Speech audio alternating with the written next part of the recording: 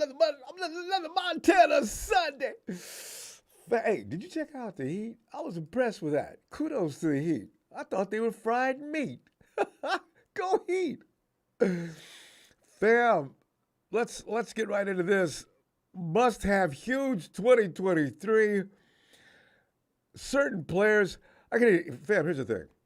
For the past 4 years, the Niners have been either picked to win the Super Bowl or in the conversation to compete for that elusive prize. GM John Lynch, his contingent of brilliant aides, including Adam Peters and others, along with Coach Shanahan, these guys have brilliantly assembled a team worthy of capturing our legendary franchise's sixth Lombardi. It has been slipping away just slightly every time, just barely got away. Maybe, just maybe, that ends this year. But fam, that achievement would put San Francisco in a three-way tie with the best of the best in the Super Bowl era. Steelers, Patriots, Niners. There's no one better or even close. I can't wait for that day. Could be coming soon. Tonight, going to the phones on the spotlight particular players currently on the roster who have the capability to make the Niners near impossible to stop if they can come up big in the 2023 season. And because, every Super Bowl, you look at every Super Bowl a contender has a most valuable player or two. And the highest paid player is usually, for most teams, that's normally the QB, right? No, that's the thing. As you know, the quarterback needs to be good, yes.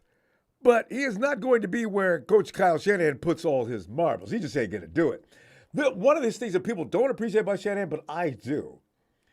Shanahan, granted, the Niners have come up short, as I mentioned, of Super Bowl with 3 out of the last 4 seasons as they were right at the entrance of glory. But in watching what has taken place, Shanahan's play designs and play calling 90% of the time are effective. And I have to agree with it.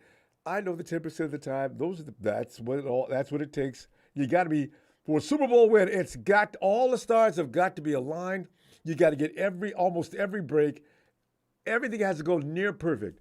We just haven't achieved that, nirvana just yet. it just barely gets away. So Shanahan's plan doesn't necessarily depend on whether the quarterback is having a good day or not. I mean, he can't be out there throwing INTs like Matthew Stafford and Dak Prescott, but he's got to be sharp. He's got to execute the plans, the X's and O's. They got to fall into place properly, or yes, there will be a fourth quarter when it's going to be like a down in a few seconds and you lose. That's what it's been every time. Every time. So the heavy lifting is distributed throughout the offense. And also, the thing is, every contending team has a player who could be the dagger when it's time for the most fierce warrior, or warriors in this case, with the 49ers to take over the entire season to have the desired effect. Now, if they don't, disappointment looms. And you have to listen to Rudy's BS for God knows how long. Other than the quarterback, of whom as Niners fans, we don't even know who that is going to be. Fam, who do you think will have to be large and extremely in charge in the upcoming 2023 season for unstoppable success? Because we already know there's guys on this team that are not going to fail. They are just badasses. They're going to be there every week for the most part. But it's those guys that carry that extra load that actually put the 49ers over the top. Now, the supporting cast is going to do their job. That's what they do, and they do it well. But fam, you got to put the spotlight first on my mac and cheese boy, Debo. You know what? He's the biggest name on any list involving the Niners. It really is. 2 years ago, Debo was a force. He topped 1,700 total yards and find the end zone 14 times. The dude is just grizzly. Yes, the Niners made it back to the NFC Championship game in 2022, but Debo's productivity slid just a little bit. He's got to stay healthy for number one. Debo, I understand you came in a little leaner this year. I'm kind of happy about that. Yeah, I mean, you're serious this year. Partly, that was a matter of injuries, though. D missed 4 games, but between the arrival of Christian McCaffrey and the ascension of Brandon Ayuk, Samuel's role in the offense changed. Can he handle it? Can he still apply himself? He can't have the ball all the time anymore. And pretty much that was him and Jimmy. It was just a dance all game long with George Kittle sprinkled in here and there, and maybe a couple others. But mostly it was Debo and Jimmy. And then, of course, last year, Brock and George was the thing. The tandem switch. But his yards per catch fell from 18.2 in 2021 to 11.3 in 2022. His yards per target free fell from 11.6 to 6.7. His average depth of target was nearly cut in half from 8.4 yards 2 years ago to 4.3. Sammy went from being a dangerous two-way threat, who was a focal point of the offense, to a guy getting 5-yard dump-offs pretty much all the time. And those sweeps coming around the corner, when Debo come around that corner, they start defending that. And that makes sense because most DCs around the league says, look, the 49ers are going to kill you if you don't do something about Debo. So per the Niners website, Debo was quoted saying that he's more concerned with being a leader and a teammate than his statistical production. And that's fine. He said, quote, I want to leave a legacy on the field as a guy that worked hard, just put his body on the line week in and week out for his team, and was a great teammate, unquote. Debo, it's all appreciated, man. I'm telling you right now, we need you to go back to being Debo. Got to do it. And I'm not even a little mad at that. You know? The thing is, though, if the Niners are going to surpass the Eagles and make it to Las Vegas in Super Bowl 58, they need that 2021 Debo. Got to have him. They need that dual threat capability. The Niners need that and McCaffrey and Ayuk catching passes down the field, and George Kittle doing the George Kittle damage over the middle when he gets the ball. It's YAC defined with a multiple. I'm talking about with an exclamation point. They need an offense that even Philly's defense just doesn't have an answer for, and that's what's going to take this year. And I'm talking one with too many formidable possibilities to defend. It really is. You think about the 49ers. We talk about this all the time. You think about the offensive attack for the 49ers and who's in it. There really should be no possibility to slow that offense down. Not now. Christian McCaffrey's been with us for a year. I don't know who the quarterback's going to be, but the fact of the matter is all he's got to do is follow directions. He doesn't have to go out there and do all the thinking or whole lifting and making spectacular plays. Just do as you're told and do it well. You'll be fine, you know. But you got to be able to do it fine. So that's where it comes down to who's going to start. But whoever that is, he's got to hit time droughts. He's got to make quick decisions. He's got to get that ball out quick. He's got to be aware of the pass rush. You know, he does have some decisions to make, but he doesn't have to go out there and be Aaron Rodgers. He doesn't have to be Peyton Manning. He just needs to be good, not excellent. We don't need Josh Allen. You really don't need that. You just need somebody to follow the scheme. Colton McKivit's still on my list of players who can have a lot to say about how far the Niners go this season as well. Obviously, McGlinchey, we all gave him some fault for some of the things that went wrong. I don't know if we were right. I really don't. I look back upon what happened, and McGlinchey's name got called out, but not every week and not all game long. There was always that one or two plays that you scratched your head and you said, well, you know, but then again, his name wasn't called on a number of weeks, fam. We probably overslammed him, but there were some times when he really did screw up. I'm not sure, and everybody seems to want to blame him for the NFCCG last year. That wasn't him. It wasn't. So Colt McKivitz, though, he's got to come out there and do his job. Now, he's not the run blocker that McGlinchey was, but he protects better. Could that be a plus? McKivitz's run blocking isn't that bad. But if he improves upon that, his protection's already not bad at all. We may have something there. Finally, GK has to be used in a role more like that of Travis Kelce. It's clear the most dominant teams of the past decade, like the Patriots and Chiefs, have had tight ends who become household names. GK is every bit, and I say this with no shame, he's every bit as talented as Gronk and Kelce. I really believe that. He just, as a weapon, you put George in pattern so he can run it. That leak out route that he does, I don't think anybody does that better in the NFL. I don't think so.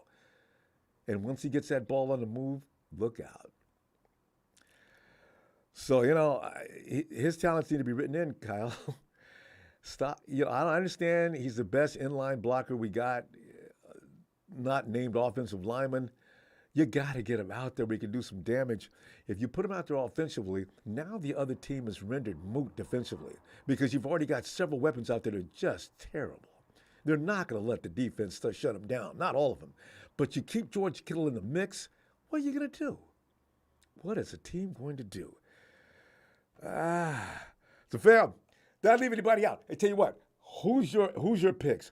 Who are the guys that have got to come through this year? Because you already know Trent Williams is coming through. Aaron, I mean, there's a few guys that have come through and are starting to look really good since last year.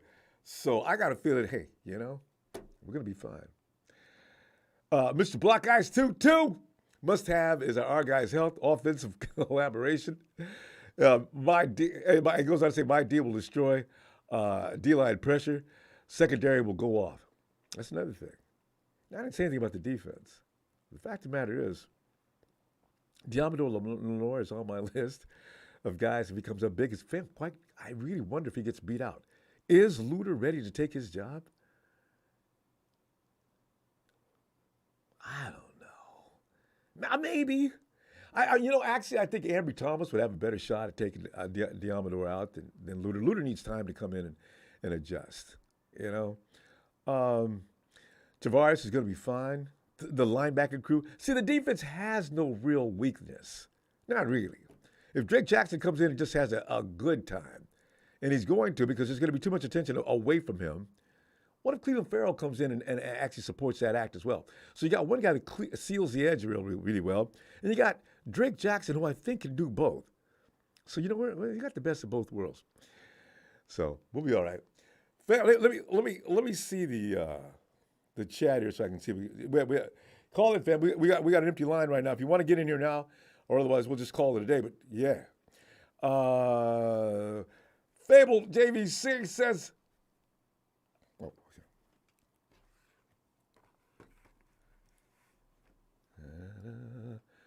Fable JVC, Trey Lance is going to come through, I believe. He's not out of it. He's going to have to. Brock Purdy, if he gets healthy, of course, that's going to put a setback on him. But, man, that's going to be tough. And Steve W. George Kittle's chemistry. Okay. Hey, let me get Uh-oh. Are those mine? Because I tell you, man, the 49ers got no business losing this any further.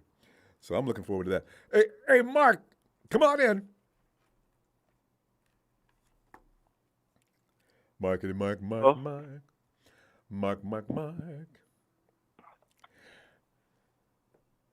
Actually, no, nobody's used to me coming in this early. 8:30. Hey, Mark. Yeah. Hello? Hey, Mark. Mark, man, I'm just. What's up, Ronbo? Yeah, how you doing tonight, man? Good. Well, Mark, I'm looking around at players that are going to make a huge difference this year. And there's 2 or 3 names because you already know the guys that are going to bring it every week as long as they ain't hurt. Mm-hmm. But there's 4 or 5 guys. If they have a great season, I don't see anybody stopping the 49ers. And I picked out, of course, Debo, Kittle, McKivitz. What are you thinking? I would think the same thing. Last year, I think this year Kyle's going to be a lot more lax. I think when Brock came in, or even when Garoppolo came in, did you notice that we threw a little bit more than we usually do? Since Brock and towards the end of the year, it seemed that we were throwing a lot. We usually threw first. At the end of the year, we threw first when the first play, drops. You think we're going to see a lot of that this year? Yeah, the diversity of play calling did expand. You're right. It took him this many years to finally do that. But you know what? This is the thing, Mark. The team has been building ever since Shanahan came in. So through evolution, I really feel like, it was time. Now you can run and pass. There's not a problem with that. Do it. Because the passing unit has been a work in progress. Shoot, since Emmanuel Sanders came in and we first stepped over that hurdle, because the passing unit then it was okay, but nothing special. The run game was king, Right. and now you got a great run game, and the passing game it's arrived. So yeah, we're starting to see more of that. I like your point. We will be doing more from this point on. You're right. Yeah, because I actually got tired of people saying all we do is run. My cousin actually said that the 49ers, all they do is run, and he went to go up there to play the Commanders, and we just threw all over him. Brock Purdy we just went bananas. So I guess that shut him up right there. So and next time, because say something, think about Ayuk, Christian McCaffrey. Just those two guys alone have joined George Kittle. When Debo feels like playing, the options are, they're way over the edge of the cup, right? So now you got a running game with McCaffrey, and if we could just keep Elijah healthy, that could be the most balanced attack in the NFL, easily. Yeah. Show. All I can, that I think it started to emerge, that Cardinals game in Mexico. I just feel like they just made the Cardinals like say uncle, like tap out or something. It's just like that's when the offense really came together. 45 points that night in Mexico. Yeah. It was And you know what the thing is? I you know what I thought, Mark? I thought the Cardinals just sucked. But you're right. The 49ers were beating them up. I think the 49ers would have beat up anybody that night. Yeah, I think in Mexico, that's more of a that's where everybody is, as far as Niner fans. But that I remember watching that game that night in the second half, and it just seemed like the Cardinals they couldn't do anything. They couldn't. You can't guard one guy. They just quit. Just beat them up. That's why I like to see before I do. rendered limp, impotent, just can't do a thing. So and the defense was just crazy. They knocked one quarterback out, and then they had to bring another one in. No, the 49ers defense against the Cardinals that night. They weren't giving up nothing. Nothing. Nothing. McCoy was getting up hurt. It was a good night. It was a real good night. But do you think, Kyle, if Trey starts for the first couple, do you think he's going to let Trey throw immediately? Maybe not immediately. What do you think? See, that's where the dilemma lies. If Trey is not ready to throw and run the offense in the same fashion, I don't know what Kyle's going to do. I don't think he's going to run the same offense he did that got Trey hurt, because he better not. Yeah, he better not do that. So Trey's got to get ready. He's got to be ready on opening day to hit those routes. He's got to be able to read the field quickly. He's already improved on his stroke. He throws the ball nicely now. Now it's all a matter of just repetition. Can he get enough work done to beat out Darnold? Yeah. There's the question. And I'm thinking if Darnold comes in, I think Kyle's going to be in his bag. You know how Kyle is with Sam Darnold. He's going to let Sam Darnold throw. Yeah, and as we all know, the dude's got a crush on Darnold that he's had for years. So Trey's going to have to bring his A game in from beginning to end. He's going to have to prove beyond the shadow of a doubt that he is the guy that can carry on that offense in the same way. Because the 49ers, it's like they don't have time for anything but the best they can get out of that position. So, Trey's got to beat him out. He's got to do it. He can do it. But he's just got to work hard. He does work hard, though. So I like about Trey. Look at that throwing motion. And that's a night and day difference from last year. Yeah. Yep. And I get why people say, I understand why people say, Sam, they just don't see Sam Darnold as a QB1. But the only reason I'm not really too worried about him starting, is because of Kyle Shanahan. I think Kyle Shanahan trusts, what Kyle Shanahan does. If he trusts his guy, he's going to, he's going to work with him the way he should. That's why I don't really have too much of a problem with Sam Darnold starting. but I do understand where everybody else is coming from what from what they've seen before from him. Yeah, and that's the only thing you can do. You can look at his body of work, and it hasn't been good. Although last year, that was the same Sam Arnold. You look out on the field. Who are you? And where's Sam Darnold? In that last few weeks of the season. So yeah, I don't know. Yeah, Wilkes was there, and Wilkes. I love Wilkes, man. Wilkes is man. I don't know why the Panthers didn't, consider him as head coach. They just got rid of him. Yeah, well, that's why Darnold's in San Francisco. Kyle may have liked him, but he might have got overruled. But Wilkes came in and said, "No, he'll be fine. Just I think you'll like him." Because Wilkes seemed to have a lot of weight. Have you noticed some of the picks, the secondary guys in the draft and everything? Most of those guys were endorsed by Steve Wilkes. And they look like good choices so far, too. So, because Luter, Brown, them dudes. Also, the guy we got from Atlanta. Oh, yeah. Oliver, that's it, yeah. I don't know if we've ever looked like this in the secondary.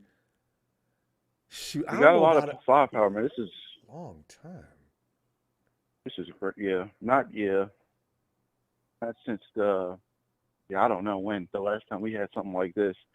Yeah, maybe 2012. Maybe. Yeah, they were good, but they weren't skilled. They would knock the bejesus out of people. Yeah, they just knock you out. Yeah. Yeah, they weren't as skilled, and they get flags thrown on them now if they were still playing the same way. Yeah, but skill wise, shoot, you got to go all the way back to Merlin, Hanks. Some of those, those guys. Oh yeah, Hanks. Yeah, I remember Hanks. Those guys play. Yeah, but this could be a unit somewhat cut out of that mold. We'll see. Yeah, because this is speed we got. Speed. I think we could, we could knock people out with Funga, guys like that, and we're also fast. So Fred Warner. And you got Travarius, and Travarius makes great tackles out there. I could just throw on Travarius all day. Diamador, even though people don't like him, I do see. I like him. I love him. Jair Brown. I love him. Jair Brown looks like the real deal. You already got Gibson back out there. Hufanga. These guys are guys that play with a cerebral level that really brings something to the table that every team doesn't have. I'm looking forward to this. Well, yeah. Just to piggyback on what Charles said a couple of shows ago. So Charles did say that Diamador Lenore he said that he wasn't good at man-to-man. So I watched a couple last year when we played the Dallas Cowboys. He did go one-on-one with whoever that was that he picked off that interception that he had on the sideline. He wasn't man-to-man that play. Yeah. The guy's good. The guy's getting better. So that's the thing. Where's that going? That's a good point. Diamador grew from us laughing about him, and I thought, honestly, Mike, I thought he was going to get cut last year. I thought last year. Yeah. I really did. So no point in me lying about how I thought he was great the whole time. Yeah. But what's going on with it? Have you heard anything from Ambry in camp? Is he in camp this year? He's put on some size, like they asked him to. He hasn't been straight garbage this year in camp so far. But then again, OTAs is hard to judge. Next week, this coming up week, the 6th, let's see what he looks like in that, because that's a little more closer to reality. Let's see what he looks like. Because Ambry, that was my dude, man. I said, Ambry, man, you got to, next year, I'm looking for big and better things from you next year, man. I'm telling you, let's go. Ambry came in last year and disappointed everybody. Even his mama probably complained. Yeah, I was there. I'm like, looking at week one, looking at the lineup, and start, he's not on. I'm like, where's Ambry? Week one, I'm expecting him to be on the field. He's not on the field. He got beat out. And what was your feeling when you saw Demo coming out on the field? Now, Womack started out, a week or so? Right. And then Demo made him sit down. And Ambry. Where is Ambry Thomas? I'm thinking, what? Yeah, I'm looking. I'm watching this Bears game, and I'm looking. I'm like, okay, we got Travis Ward. I expected that. And I just, where's Ambry? I don't see Ambry on the, and I'm like, oh God. And then we start They getting must have not little liked what he reports done in about practice. Embry, and yeah. Right. So we're gonna find Embry's probably aware of the fact that this could be it. If he doesn't show up this year, he will be on the cut list. So we picked up too many people in the secondary. There's too many DBs, and a couple of them got drafted, and they're not going anywhere. They don't. When's the last time the 49ers cut a draft pick in the first season? I've never, not in a while. Yeah. I mean, no. I don't think they ever have. Well, as far as the Kyle Shanahan era. I just can't remember any. That's why I said, when was the last time that happened? So Ambry, he got a bye last year. He ain't going to buy this year. He got a bye last year because he did so well the year before in his rookie year. And he came out there in an emergency situation and made that pick against the Rams that I'll never get over. Oh, Ambry! You just took OBJ, took food off OBJ's table, and oh my God, that's it. We're in the playoffs. Yeah, I was delighted. Yeah, I was sitting there 17-0 sick. I was mad as shit. I was like, oh yeah, it was a good year. A lot of mistakes, but and then all of a sudden just came storming back. I couldn't just do that the first half. Yeah, no, see, Mike, that's what I'm worried about. They got it done. Yeah, we don't start off like 2 years in a row. We don't. start off like we don't feel like playing. And then, you know what our thing is. The 49ers wait for the last couple of years before this. The 49ers wait till they played the Rams, and all of a sudden they got well. And from the point after playing the Rams, they just went up and up and up. Thank you, Rams. Yep. Yes. Yep. So, Rams like that medicine, the medicine that you take, tonic. You don't feel good, and you're like, just to, got to go to work. Yeah. Take a teaspoon of Rams. Ooh, man. Go ahead. I'm feeling good now. Let's go, man.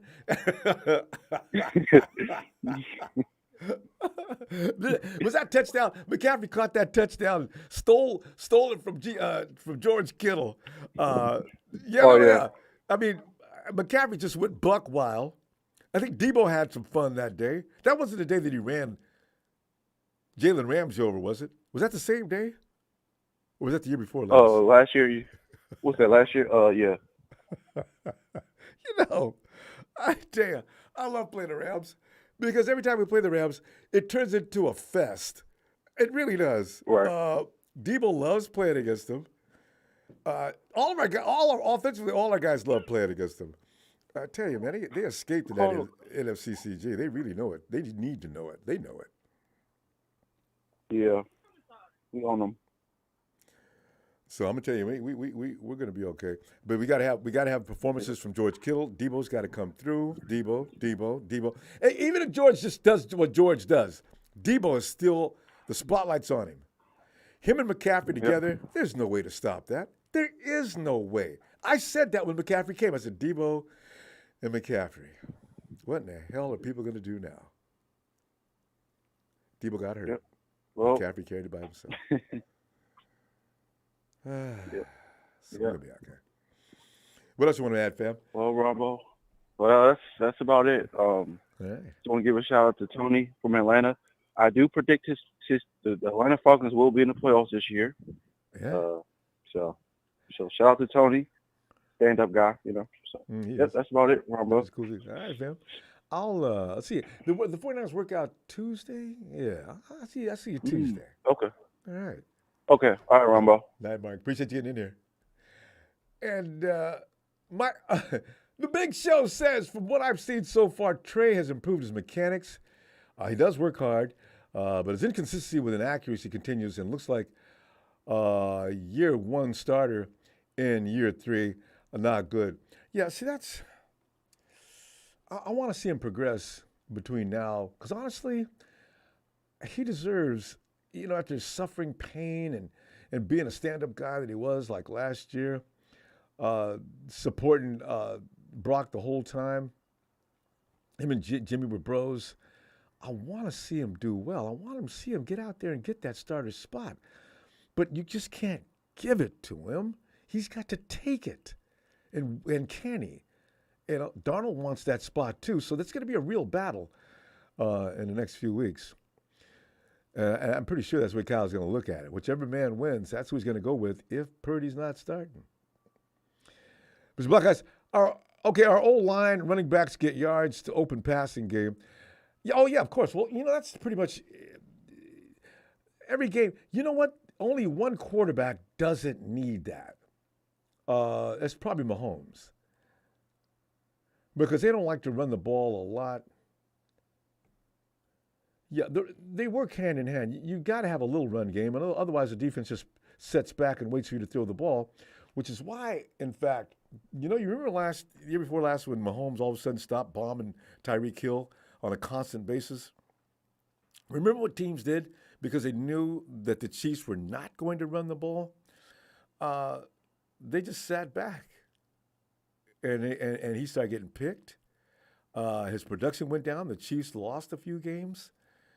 And they went to Kyle Shanahan style offense from that point on. Okay, we don't want to run the ball. West Coast, baby. So short passes, a lot of slants and things like that, and then you got to open up the game. You can't expect a defense to just let you have passing yards if you're not running, because they don't have to. They just sit back and wait, create a zone, and dare you to throw into it. So, yeah. So our line does have to provide the ability for us to run. And also, when you got Mostert was just ridiculous. Now you've got McCaffrey and also how many? When you look at Elijah Mitchell, man, if he could just stay healthy, that could be one of the best running tandems in the league. And I don't know about the guys we picked up in free agency and in the draft. TDP, hopefully he can do something this year. We already know that Jordan Mason's going to be fine. This new kid we picked up, I forgot his name, but everybody's talking about him. They got to learn to catch out of the backfield, though. The Shanahan's got it all planned out. Yo, Levi, we ain't talked to you in a long time. Yo, what's up, Ronbo? How Levi, you, man? How you doing? I'm all right. I know I've been gone for a while. I didn't expect to get called so quickly. Yeah, I know I came in a little early tonight and freaked everybody out. I've been trying to do this every night. I just get to sit jiving around, and pretty first I know the clock's collapsing. So, Levi, I'm putting a spotlight on dudes that have to come through this year, putting pressure on them. Who is it that's going to be? And when I pointed Debo out, because Debo that boy's got some responsibilities out there. He can't be out there half-stepping. Don't look at McCaffrey and say, yeah, I guess I can relax. No, you can't, Debo. Get loosened up and get out there and do the Debo. And then both of you can make it impossible for teams to deal with you. I got George Kittle. I need more from him this year.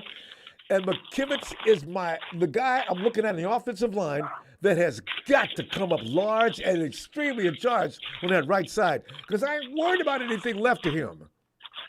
Who's your guys? Quarterback, whoever the quarterback is.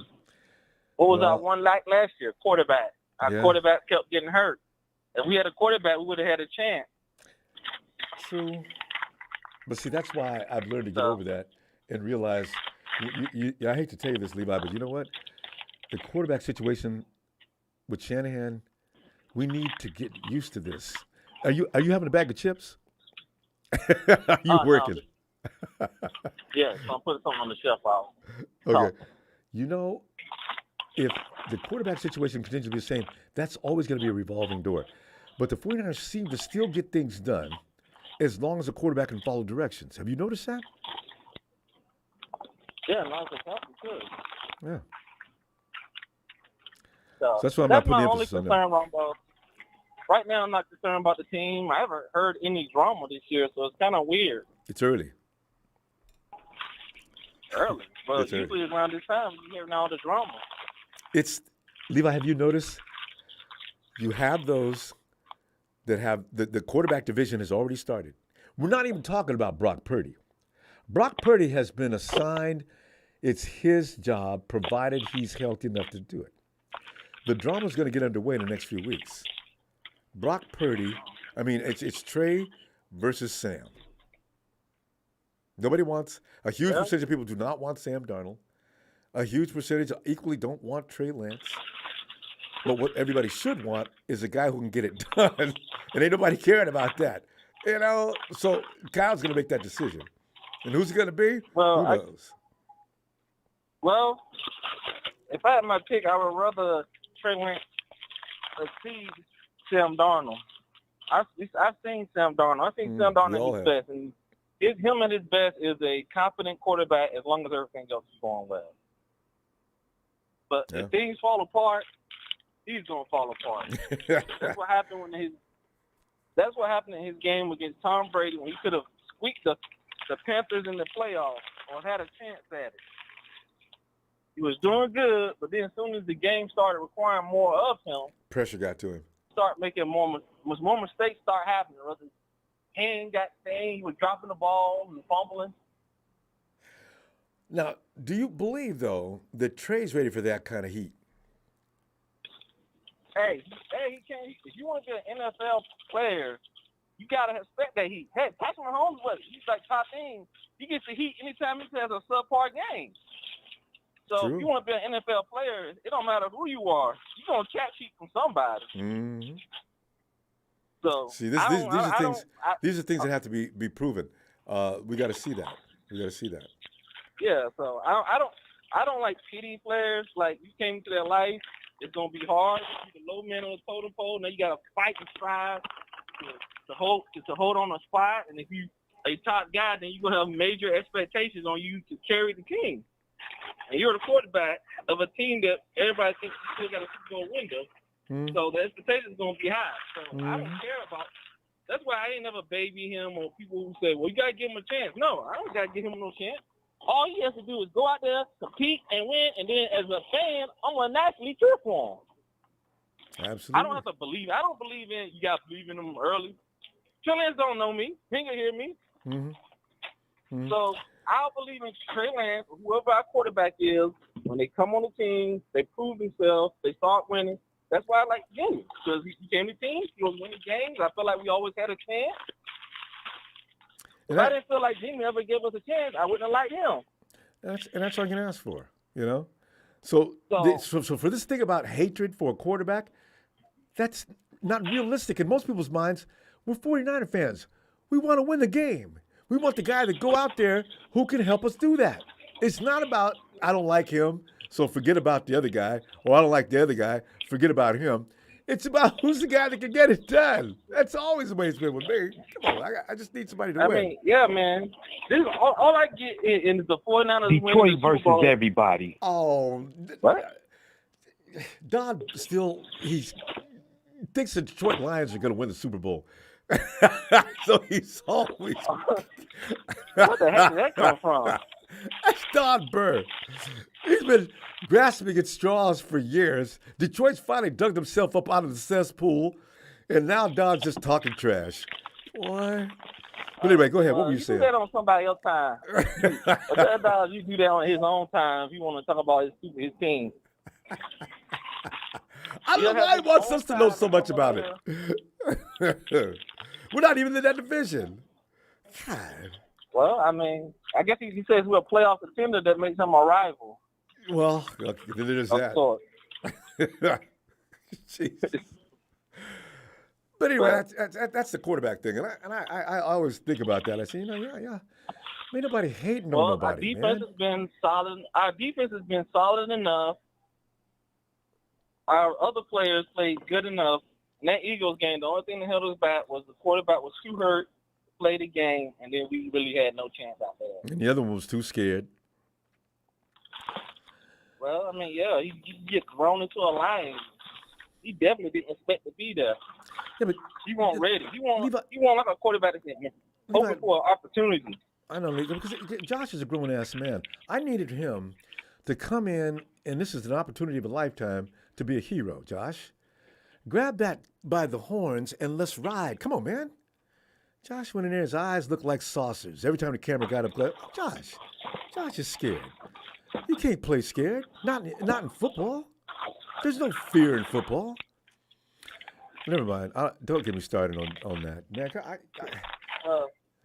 Eagles running around with the chest all poked out. I'm not holding anything. I'm just saying quarterback is the only thing I'm looking forward to. That's the only thing we need. We need a stable quarterback to stay healthy. Agreed. Because as you know, in Kyle, I trust. But Kyle has to have a person there to execute. And you lose continuity when you keep switching quarterbacks, especially like mid-season. If the team had momentum and you all of a sudden you got to sit that quarterback down. We got lucky last year. All of a sudden you got to switch quarterbacks. I don't know. We got lucky last year. I don't know. Never know what to expect. So we you can't have that. Yeah, I'm concerned about Brock. I don't know if he's gonna play or not.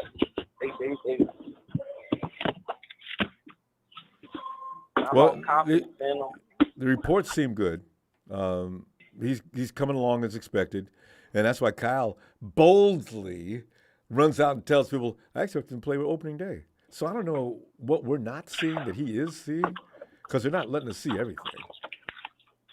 Well, I guess if I can get a co-signing on that with Brock Purdy, I might believe it. I know, because Brock ain't saying none of what Kyle said, is he? I agree. The only time I heard something, unless he said something different, was I guess he was going to see and something about he might sit out the year if all push comes to shove. Yeah, that's not happening. Yeah, some of these reports. Did you hear him say that? Well, I mean, I didn't hear it in the interview. I don't remember. Yeah, he has never said he was going to sit out the year. Other people have said that.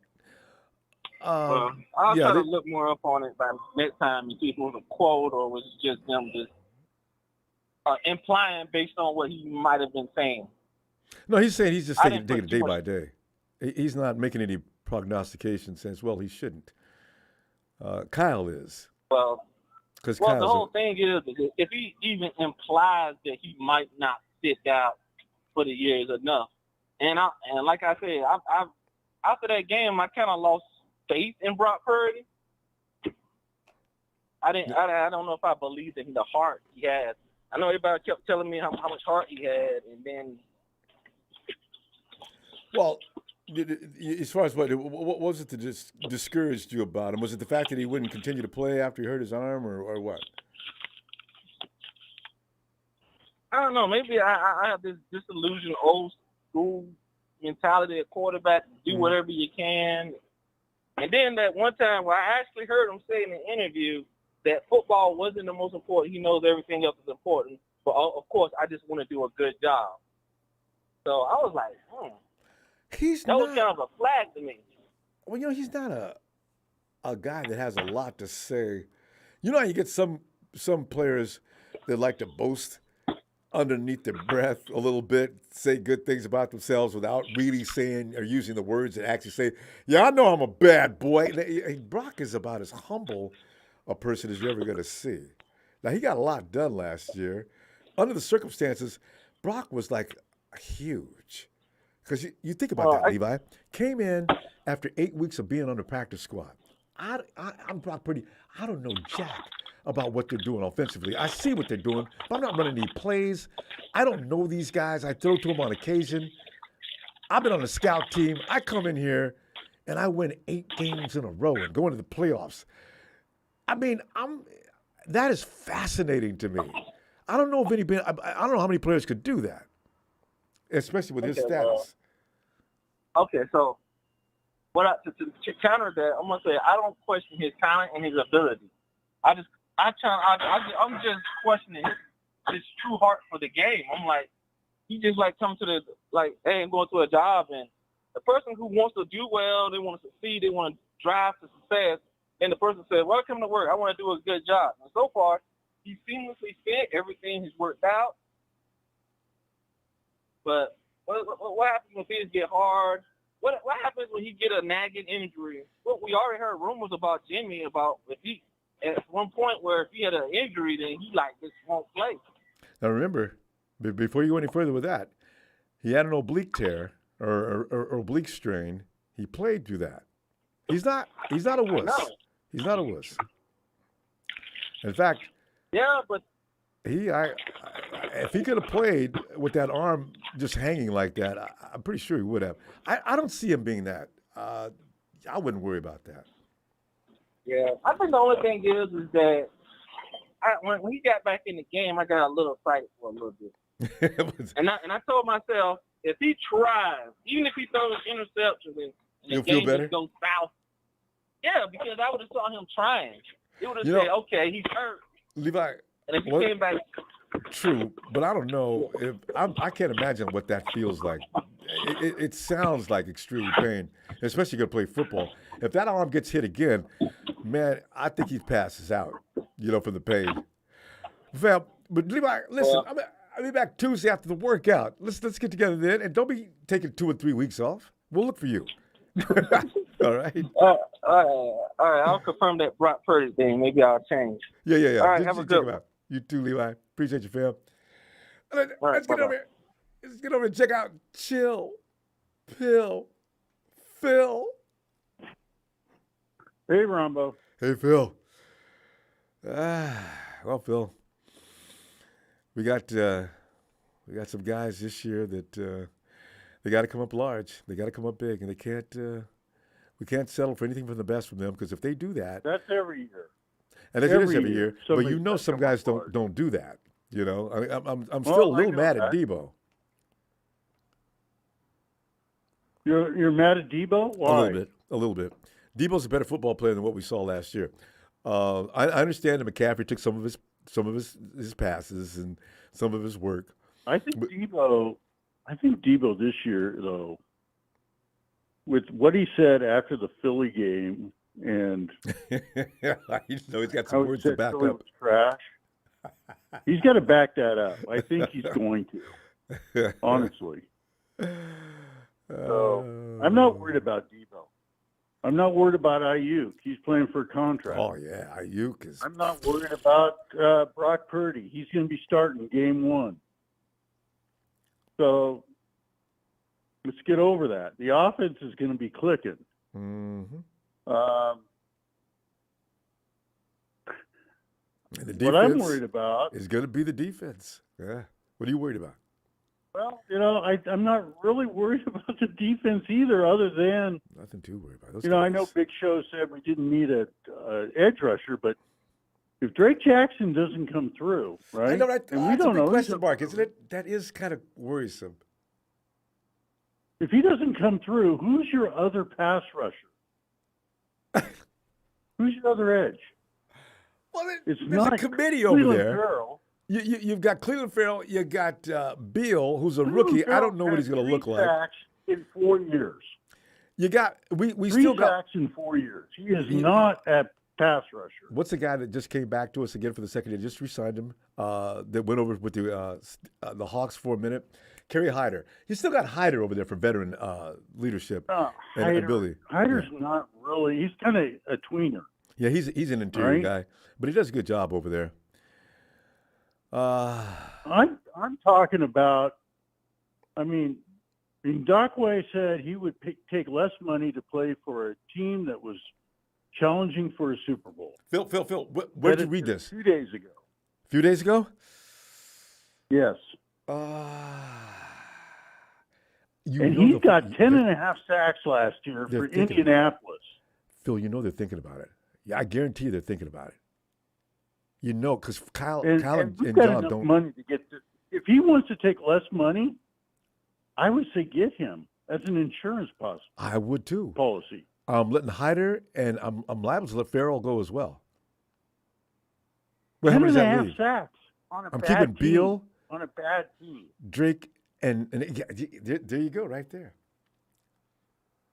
I mean, that would just solidify our team. It would totally. And if something happens, we run on all edge rush. I could put Eric back over on the outside. I don't want to, but I'll do if it. Nick gets dinged up for a game or two, you still got pressure. And you still got Drake Jackson. You're going to develop him. And he's his weight's up. Yes. So we don't know if he can still rush the passer with that weight. I'm thinking that's where we need to add a little piece. I want Yannick. From what I'm hearing on running back, Weeks. Mason, they said, is looking like a stud.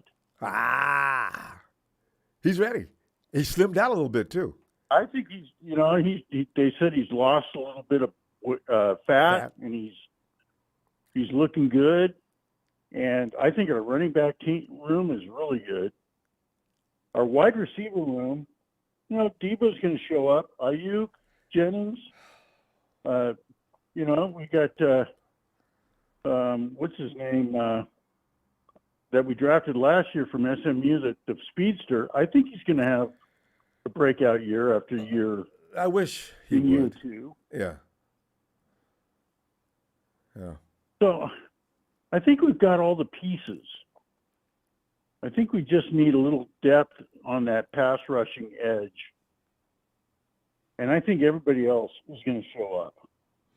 Because, Phil, your point is very valid, because the fact of the matter is, from the interior left, where Nick is going to be hanging out, it's going to be pure hell. So that guy on your right side, his work will be minimum as far as getting to the quarterback. He'll have clear pathway a lot of the day on any contest, because offensive lines are going to be so busy with Armstead, Hargrave, and Nick that what are you going to do? You got tight ends in there?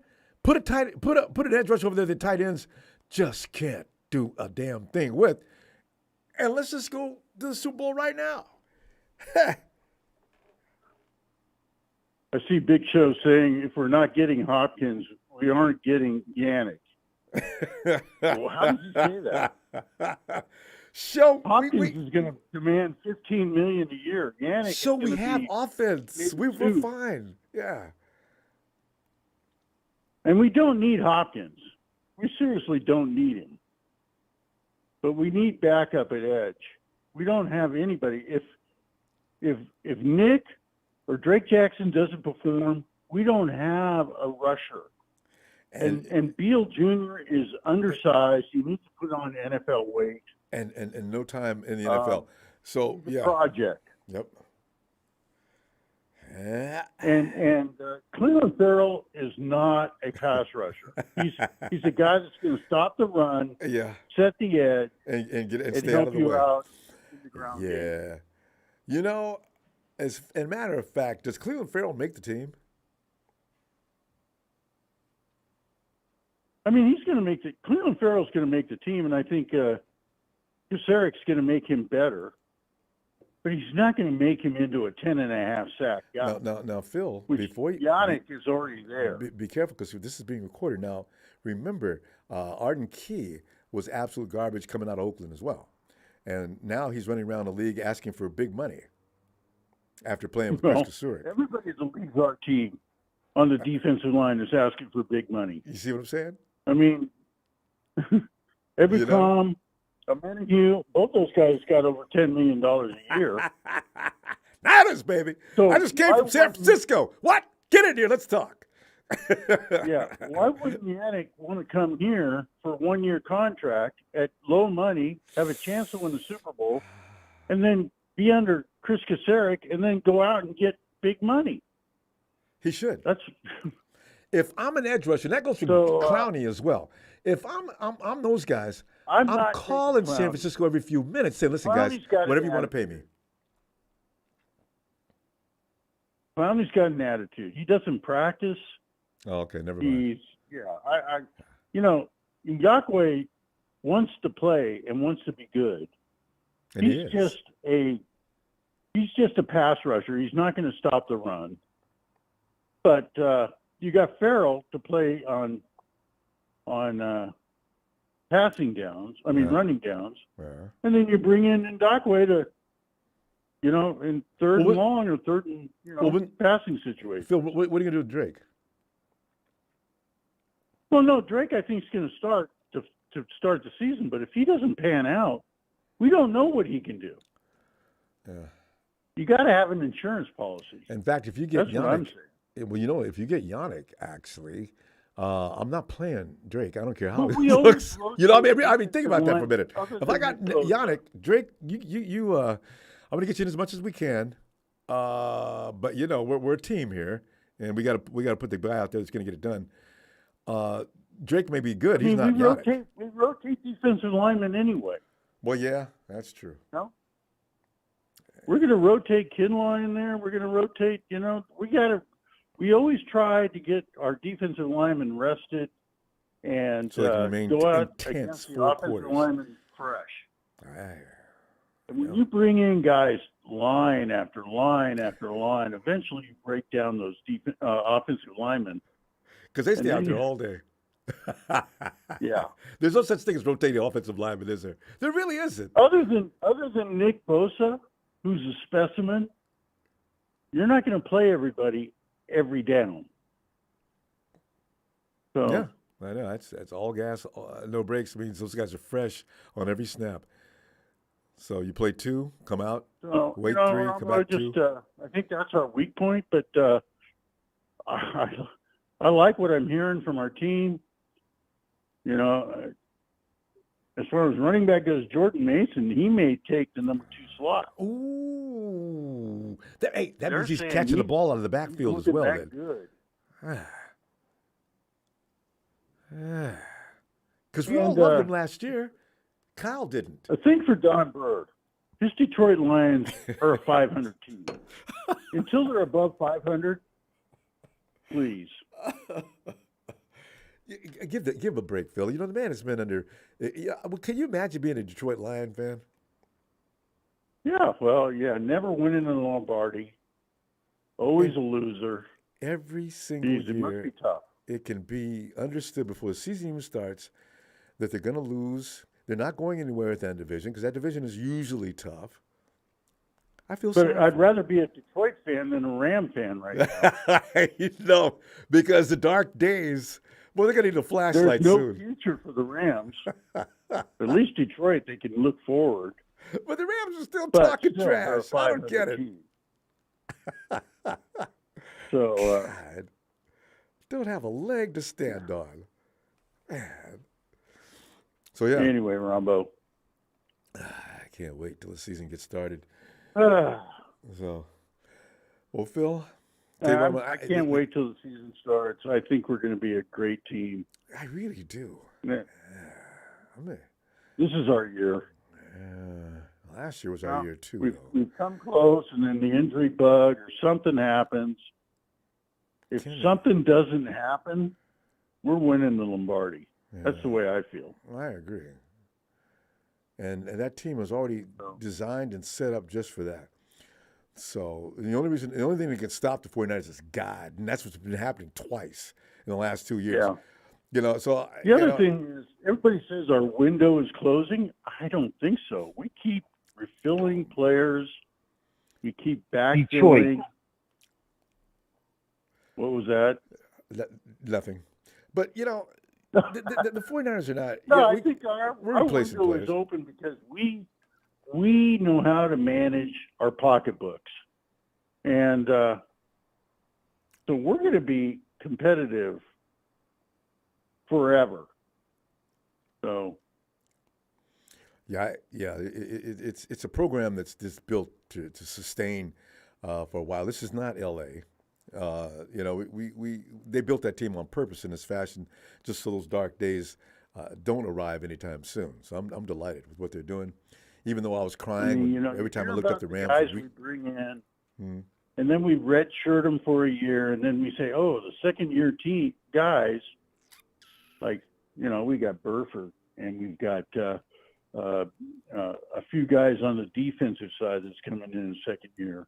And those guys are coming along. And it's every year we have those second-year guys, and like Jordan Mason, going to be I think he's going to be a star. See, and so we just keep backfilling with guys, and we redshirt them after we draft them, and then after the first year we bring them up to NFL bodies, and then and continue to keep butt. See, Bill, that's how you build a team. See, that's why the Rams have drove over the cliff, and all you can hear is them yelling as they go down screaming in pain. They will hit the bottom soon. Bill, let me see. We'll have to work out Tuesday. Actually. So say again. All right, Ronbo. All right, Phil.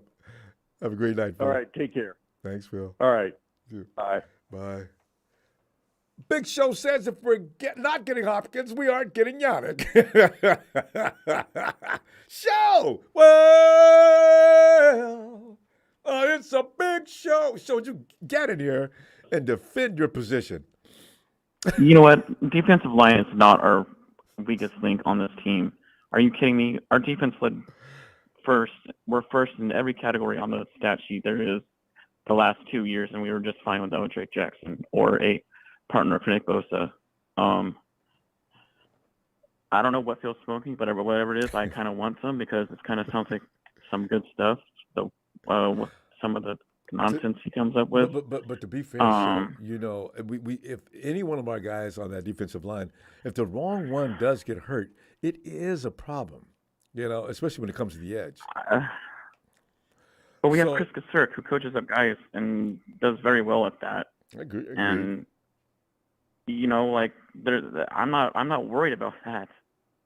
It's our offense that I'm always worried about because we always start out slow on offense every single year. Sure, though, what about our offense, so do you think is going to be weak this year? I mentioned, and I don't mean weak, but I mean is a piston that needs a little firing up.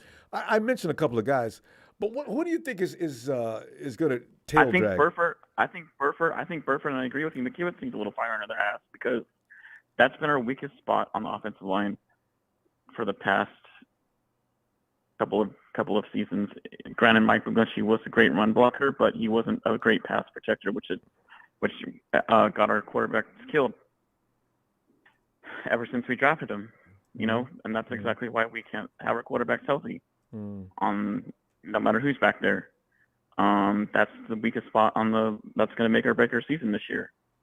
And this is exactly why I want to add an extra piece on offense to take to the slack away from our offensive line that would give the pizzazz that our offense needs, besides Christian McCaffrey and George Kittle and whatever. And we need that extra talent, that extra talented player whose talent is in a different zip code than the currently guys we have at the YR spot right now. That'll take some of the heat off of the offensive line because they know how to get open no matter the circumstances regarding what the offensive line situation is. No, we haven't look seen at Emmanuel Sanders. The Emmanuel Sanders effect. Look at how that drastically changed our offense. Don't you think Ayuk's matured to the point now where you can pretty much trust him Ronbo, to be that guy? It took Ayuk 4 years to reach 1,000 yards. Well, look at our offense. You know, we like Mark pointed out earlier, we're throwing the ball a lot more these days. So Ayuk being open, and he always was actually. Ayuk's been burning up secondary guys for a long time. It's Kyle's show. It's Kyle more than anything else. It's not our players. If Kyle wants to open up the passing game, he will. He did when he got Sanders, but he has to trust that wide receiver. You notice that? That's what it is. That's another point. Like, I don't think he trusts the guys that we have on the roster right now to throw downfield. I don't know. I really don't. I think he likes Ayuk. I think he likes him now. He's always liked Debo. Don't forget Ayuk was in the doghouse for a while. Well, did you notice after he got out of the doghouse, he hasn't been back in? Now he blocks like a monster. He smokes defenders like crazy. You know, you've also got Debo's still there, and you've got Christian McCaffrey coming out of the backfield. You've got enough hands to catch the ball. George Kittle's still got to get his, and you need to put Juice more involved. Juice is always open. And that's what that extra element on offense would do. It was open up everybody else. And you would see beautiful things happen if we added a player like Hopkins on this team. You know, like if we want to reach the Super Bowl, then we need to put an extra put him. I don't care if it's Hopkins. I don't care if it's Cook. I don't care if it's an offensive lineman. We just need something because that's what's holding us back as our offense. It always is. It always has been. Look at our quarterbacks going down every year. But remember, there's obviously something wrong. There is. Where we can't reach the hop. It took 4 years to develop that offense. Everybody thinks a lot of people think it's Jimmy. No, it wasn't. Jimmy had 2 targets when he first came. Marquise Goodwin and that other little guy. Okay, he did great work with him. Emmanuel Sanders came in that year, and overnight the 49ers offense looked completely different. Now you've got 4 guys pretty much that can play, and they can play at a high level. You know, a quarterback can only do so much with the talent he's got working with him. So that's why I'm pretty sure now that wide receiver room is fully developed. So you got to believe it. You got to trust when it comes to Ayuk and Debo, I agree they're fully developed. but we still see the same shit every single year. Honestly, it was good last year. I mean, Debo was out there lagging yeah, a little bit. When McCaffrey got here, it was good, but before it wasn't. Yeah, it was. Well, yeah. But like I say, now you do have McCaffrey. Kyle's going buck wild throwing the ball now. What's going to happen? What's going to happen when they take McCaffrey out now? Now that all this film on him on us, what's going to happen when they take McCaffrey out? We're back to square one. You can get all the film you want on McCaffrey. You know how many years McCaffrey's been in the league? You can film all you want to. He's going to beat your guy. And as is Debo when he's healthy. And Brandon I don't know, Ayuk, these teams in the West, I know they're a complete joke right now, but they beefed up their defense, and so have our opponents. Who? In the regular season, beefed up their defense. Our NFC West opponents, they beefed up their defense. The Seahawks beefed up their defense. I'm not too worried about the Cardinals, but I'm not too worried about the Rams, but the Seahawks is mainly the people that you got to worry about, and then also our other opponents this year has beefed up their defense, and so they're going to figure out a way, we're going to be back to square one. But so far, actually, Pete Carroll, Kyle outcoaches him a lot these days. I don't think, with Kyle's arsenal of weaponry now, it's not like it was in 2018, 2019, 2020. Now Kyle's got buttons he can push that are lethal. So, I wouldn't worry about the Hawks too much.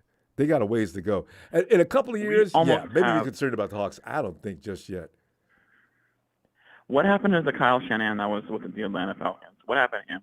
I'm wondering where he is right now. Okay, look what he had. Because they had an air raid attack, and look that's what he had. exactly why I'm clamoring for D-Hop. Well, he didn't have because that'll you're put comparing us that wide receiver where room.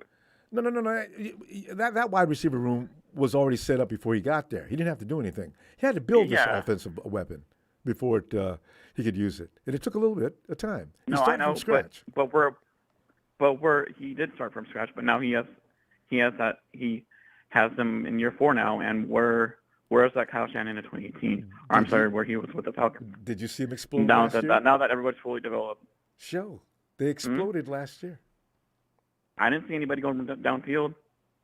Well, see, this is the thing that's a little overrated. People think just because you're throwing the ball deep downfield all day that your offense is clicking.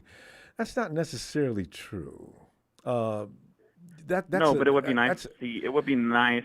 It would be nice to see something like that. What we had in Atlanta to keep the defenses tired and Jesus, we have to be out there again. Okay, if you could resurrect Julio Jones, understandable. Yeah, if you got a 4-3 Julio Jones running down the field, okay, yeah, go ahead and throw it because nobody's covering him and nobody's going to beat him down the field, and his catch radius is obscene. You have a guy like that? Nope. Hopkins ain't either. Well, you'd be close to it. So 3 or 4 years ago, maybe. So I don't have a problem with the downfield game, but I do like strategy and intelligent throws downfield. You set that up, so you can make it happen. Because Danny Gray may be that kind of guy, and maybe we can do it with him. No, I'm not. I'm hoping. No, keep hoping. Yeah, Bell's another guy that they say has the ability. They say a lot of people don't understand the difference between a deep threat receiver versus Devontae Adams is a deep threat receiver. What's his name over in Buffalo? Those are guys that find ways to get open. All you got to do is put the ball in a certain place, and they work on it in practice, and they make it Stephon Diggs, right? Yeah, these are the guys that you can throw. You can't throw the ball downfield to just any receiver. It's not going to work.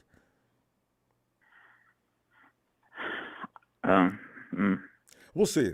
Actually,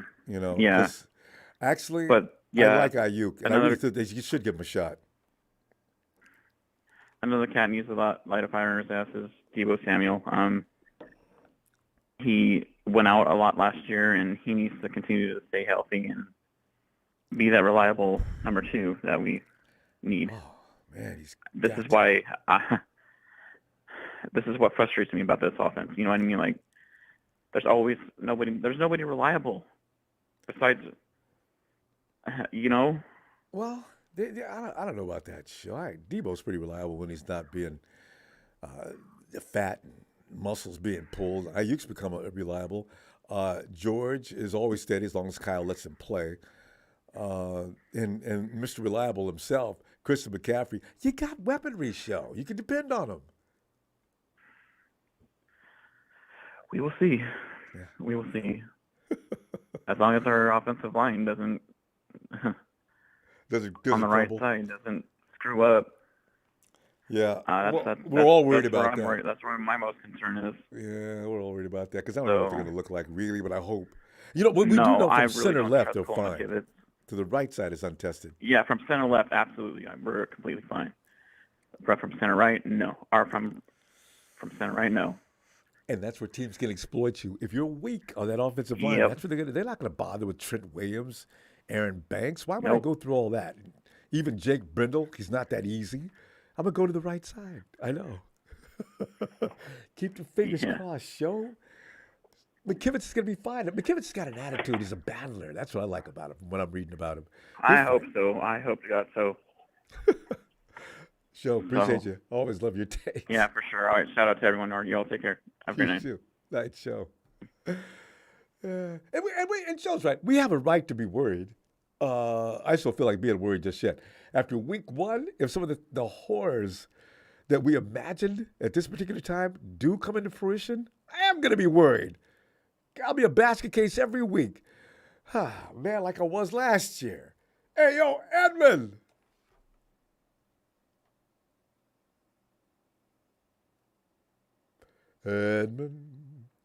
Philip Knapp says Big Show did not watch the game when Brock was in scored 33 per game, and Brock led the league in yards per catch. So do your homework. Yeah, I don't know that we need to be just thinking we're just straining for offensive help. I don't think so. The 49ers, they're around 30 points a game. After that Cardinal game, it just got ridiculous. From the Cardinal game on, the 49ers were putting up points. You're going to run into defense every now and then. They're pretty good. You're not going to score 40 points every week, but for the most part, the 49ers were pretty good on offense. The Cowboys did a good job. But remember, the Cowboys' defense are not a bunch of chumps. It's the offense that struggles with Dallas. Edmund. Wade Robinson, bring out that country dude. He is. Hey, can you hear me? Yeah, Edmund. There you are. Is that you? Come on in, Edmund. Long hey, time what's going on, Ronbo? Hey, man, we're just sitting here looking at the guys that can make a difference, and they better make a difference because they have the capability to do so. I need to see the George Kittle that set that record this year or something similar like that. I need Debo to get up off the dime, come in healthy this year, eat lighter, let the macaroni and cheese go until offseason, Debo, and let's go, I'm just saying, these are the guys that can make it impossible to beat the 49ers if they just would. And then McKivitz, everybody's concerned. Is he going to be the guy on the right? What are you thinking? I mean, I think for us, it's been the same thing for me. I mean, I've advocated the last couple of years that we made the playoffs. The number one thing for me, Ronbo, is we got to get the number one seed. Good point. Stay off the road. I agreed. Because here's what I would say. I can almost guarantee if we get back to the NFC Championship game that we're going to have somebody hurt. Mm-hmm. That's just how our team's been the last 3-4 years. So what you hope is that it's I mean, the only thing I hope is that it's not a quarterback. We can overcome almost anything else, right? Who's it going almost to be? Anything. Exactly. Not Bosa. It can't be Trent Williams. It cannot be George Kittle. Although even that though, we can overcome Trent Williams being hurt more than we can our quarterback. Yeah, well, yeah. And we have on a couple of occasions. Yeah. So I would say as long as it's not Bosa, and I would probably say Eric Armstead. I mean, I was saying to people last year when he came back how much of an MVP he was on our defense. But people hate to admit to that. They really do. See, you guys, Yeah. he gets double teamed. That's why. Okay, they're not paying attention. At least he used Right. to. He won't get double teamed now. I'm expecting big things from this year, Edmund. I really am. Back to that 8, 9, 10 sack thing. I don't know what's going to stop him now. Yeah. Yeah. Yeah. I mean, he's going to be. It's going to be. You know, I think for me the only thing I hope is that the great thing for us is the bye is right in the middle of the season for us, so that's perfect. Oh yeah. Gives us an opportunity to. We're going to have some injuries early. Yeah, That's just how our team is. But no. we can get on that kind of stretch run, after the bye and get a little bit more healthy. So I'm cool with that. But we cannot have the season that we've had the last couple seasons of we get off to a slow start and then this person gets hurt and then all of a sudden and then when the halfway point hits now it's like, okay, now we're ready to play. No. We've got to we got to come out to a lead like Philly did last year of like 8-0, 9-0, 10-0, and then by the time you start losing games, it doesn't matter because you already wrapped up the number 1 seed. Give our players that bye, right, and make everybody come through Santa Clara. We will get 6. Yes, we will get 6. 7-1 at the bye. And roll maybe lose 2 more throughout the remainder of the season, and 15-2. I believe that's all it takes, Edmund. 14-3. I think you can get the number 1 seed in the NFC West. Yeah. NFC. I'm sorry, NFC conference. Yeah. Right. Because Philly, Edmund. I know people. Get over that superstitious crap. Listen. Philly's not going to be back to the same strength they were last year. You have to go through that when you come out of the Super Bowl. I don't know what it is, but it is real. Philly is not coming in and just kicking the door down next year. Not going to happen. Right. Right. So who's next in line that we need to be concerned about as far as competing for the NFC? Dallas? To be honest with you, Ronbo, I think it's Seattle. A lot of people think so. I'm not going to argue it. Pete Carroll's a damn good coach. I've seen him do things I still don't believe. I mean, when you look at their team, I mean, let's keep something in mind with this football team from last year. You had Geno Smith have a breakout year. You had a decent running game and a defense that played inconsistent most of the year, played better down the stretch, but they still finished somewhere around the 20s. But they got a lot of young guys who are going to be a year better now. I expect them to take a leap. Now, do I think our best is better than their best? Yes, I do. But with that said, drafting the receiver from Ohio State, that's going to make a difference because he's 6'4". Yep. Right? And one thing that our corners have problems with is big receivers. Guys. But we picked up a lot of big guys. That's why I like the fact that we picked up some big guys that play the secondary. Yeah.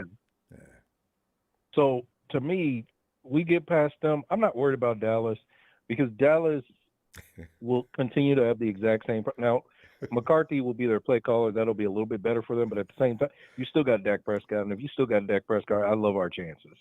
So, I don't consider them a threat. His confidence is going to be gone, Edmund. I mean, if you're Dak Prescott, you come in next year, you're shaking in your friggin' boots every week. And he's already started shaking because he knows the expectations are high. I'm getting paid, in the top 5 or 6 people in the NFL, and I'm out here losing. Right. And a lot of it is my fault. That's got to be a weird feeling. Right.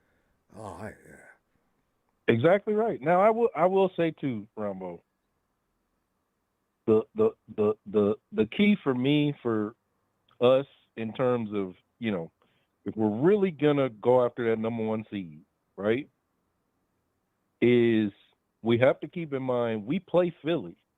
Got to beat them. Yeah. Yeah. Yes. We can't leave, room for doubt, so to speak. We play the Cowboys. We got to beat them. Those NFC opponents, we got to beat those NFC opponents, and if we split with Seattle, fine. I'm not all that concerned about it. But those are the two. You got to beat the Cowboys and you got to beat the Eagles. everybody else I can live with outside of the division. Yeah. Because it's really just about, like, I don't think we should lose more than one game in the division. I mean, we should sweep the Rams and we should sweep the Cardinals. Yeah. Which means Seattle's the only other team, and if they beat us, I would understand it. You know what I'm like that I would understand that. Losing to the other two teams, I wouldn't understand that.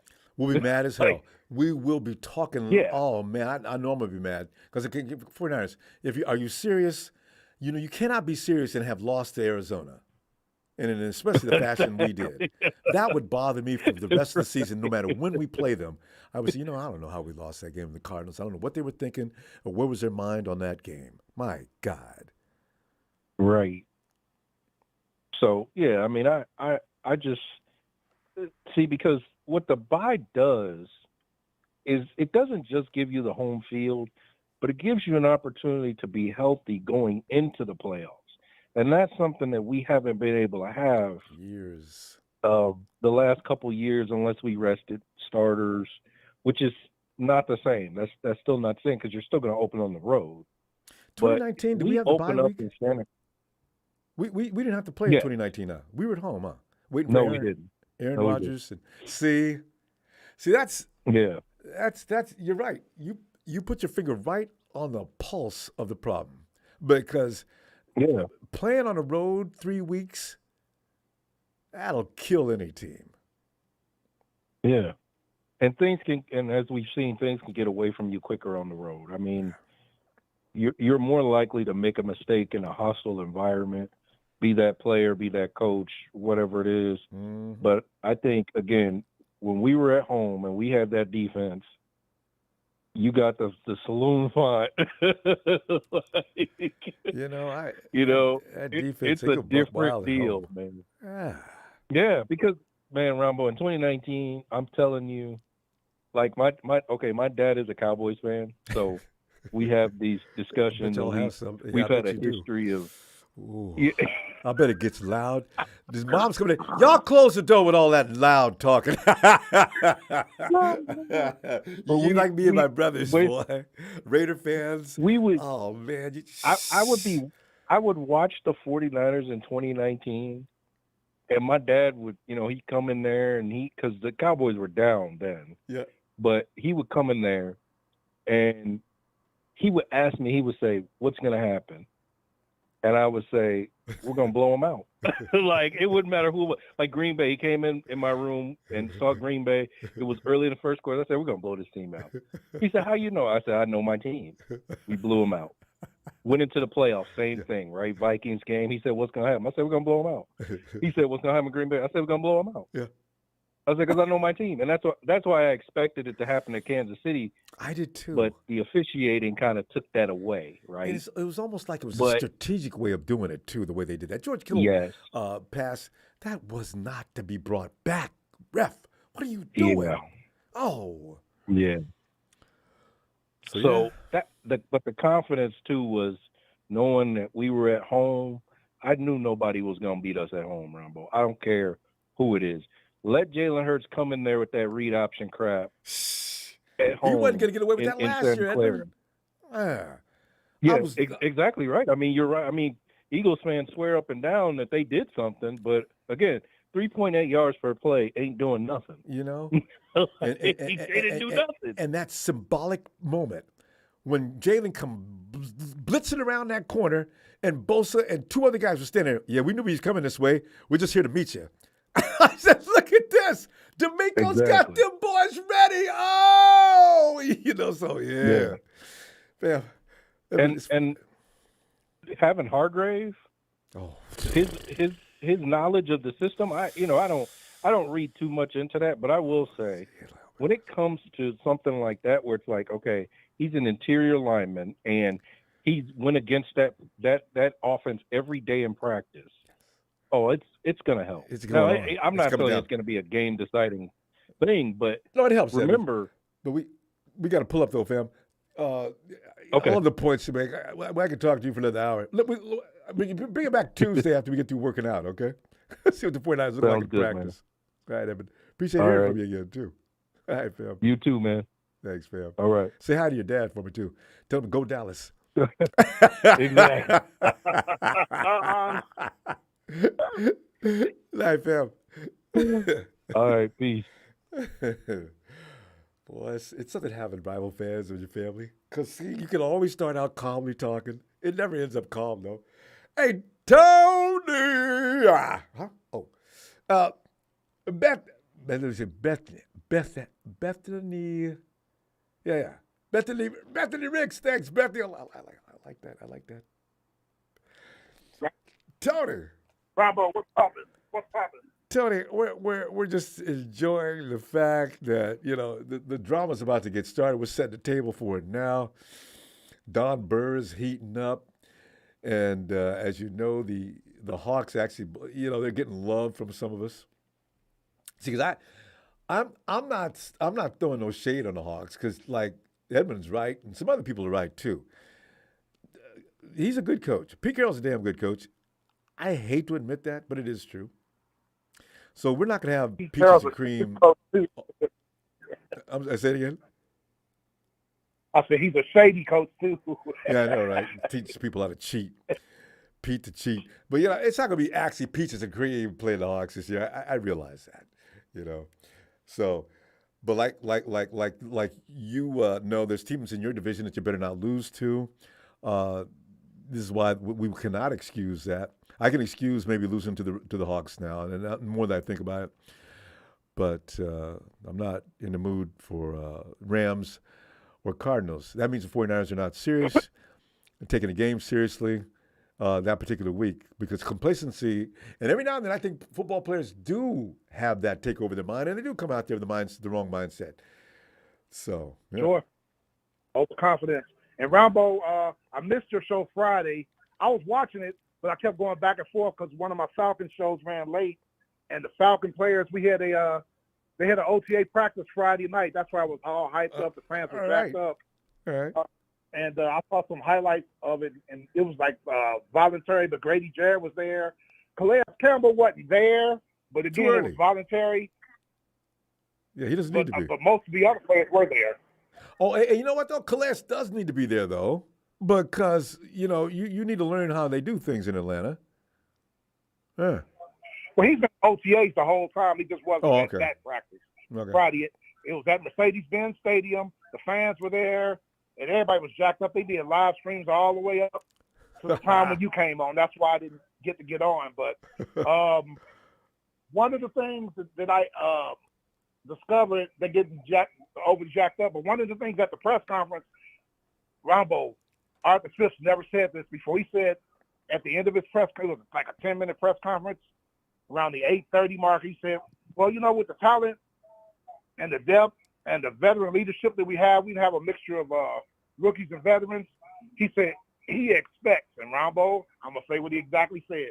He expects for us to play 20 to 21 games. And when he said that, he wasn't talking about preseason either. That's too many games. Arthur Smith said that. 20 to 21. All right. Through the Super Bowl. He's never said that, Ronbo. Seriously. You guys have assembled enough talent now that, you know what? There's no reason to continue struggling. So I can see where you'd feel that way. Free agency, I think we spent the most money on free agency we've had to. We brought in 8 really good veteran free agents. We drafted well. I got the top 100 list. We got 4 of the top 100 players in the draft, but Philly got more than that. Philly got like about 7 of the top 100. Yeah, the Eagles did do well in FA, and they didn't do bad in the draft either. So, Yeah. What's that owner's name? The guy is kind of sharp. I got to give it to him. Jeff Lurie, is that his name? That's him. Is that the owner? I'm sorry. Who's the GM? Lurie. Howie Roseman. Roseman, yeah. Yeah, I got to respect Roseman. I really do. He's done a good job. Yeah, he envisions things really well, and he does pick the right names. I don't like that head coach, but not for reasons of ability versus inability. I still like his attitude on his side. It's just a little too cocky for me. The dude is just, I don't mind exuding confidence, but don't get. And they still lost some players now. They still lost a couple of players. They lost Hargrave. they lost that right guard too. He signed with an AFC team. I don't think it was Cleveland. He signed in the AFC though. They lost him because I was thinking about us getting him. He got paid. So they lost a couple players, but I always say, and Philly tries to play the bully. How you beat a bully? You hit the bully in the mouth. Hit him right like in the you mouth. guys were doing in the first quarter in the Yep. NFC Championship Yep. game with your quarterback. Yeah. There was going to be, just like every other team we played, there was going to be walk off. Even if they would have, the 49ers would have stayed healthy, even if Philly got away, they wouldn't go win the Super Bowl because they was going to be like everybody else we got through playing last year. You're going to be walking wounded. Yeah. So more physicality this year, too. Yeah, remember what I said? The two NFC teams will be us, the surprise teams. And remember I said Green Bay. I gave you the reasons why. Oh, yeah, Everybody that's is true. back. You did mention them. The whole entire defense is back. Green Bay just lost their all-pro tight end, Tunyon. What did they do? They replaced him with two of the top 4 tight ends in the draft. They lose Aaron Rodgers. They already had a number 1 former first-round pick in the wings that waited. And they gave him more weapons on the offense. Offensive line still intact. 1,000-yard running back. In fact, I am very curious as to what the Packers are going to look like going forward anyway, because the culture is going to change now, and they're going to have to do things a little differently. What is that little differently going to look like? But that defense, Ronbo, they're the best defense in that division. That's why Detroit ain't going to win it. Detroit can play. Don't tell Don Bird that. Detroit, He's got his hopes all up. In the wild card, but Green Bay's defense, man, they're good. You think the Vikings are going to be able to surprise us for a second year in a row? Nah, because their defense was already fouled and they made the playoffs. I think they're not going to be able to fix those deficiencies in 7-8 months. It's going to take time. Did they cut Dalvin Cook Friday? They talked about it. I've not been paying attention. I don't know. No, I don't think so because that would have flashed all over my phone. I don't think so. Yeah.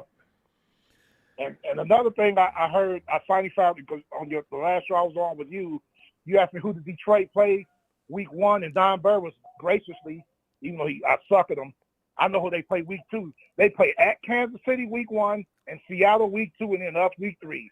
Rumbo, they might start out 0-3. Donnie B, you are not going to beat Kansas City, and the Falcons are waiting on you. The Hawks. Is that a home game for them with the Hawks, or did they travel to Seattle? That's the only one I don't know. I don't know if it's in Seattle or if it's in Detroit. But I know that the first game is at Kansas City, and the third game is they're at home against us. But we're gonna spank them with our defense. That's just gonna be funny. They'll at least be 1-2, maybe 0-3. You know what though? One thing I do see about Detroit though, they're developing an air that may carry them a little more. I don't think they were that confident in the last few years, not really, until last year for some reason. Jared Goff said he's going to take this team he's going to take him under his wing and go. He did, actually. I don't know what got into him that day. He finally realized he was like hurt being mistreated by the Los Angeles Rams, sending him over there like that, and he just didn't feel like he was doing anything wrong. Him and McVay had already had a few falling outs, and that's why he had to get booked, jettisoned away. So now he said he's gotten over that. I'm ready to go and get me some revenge. If Detroit played L.A., did they play last year? I don't know if they played L.A., but I know they have one of the top 5 best offensive lines in football. They're still together. Yeah. I'll give Detroit that offensive line. Yeah, that offensive line, that big moose they got down there. This is coming up in his 3rd year.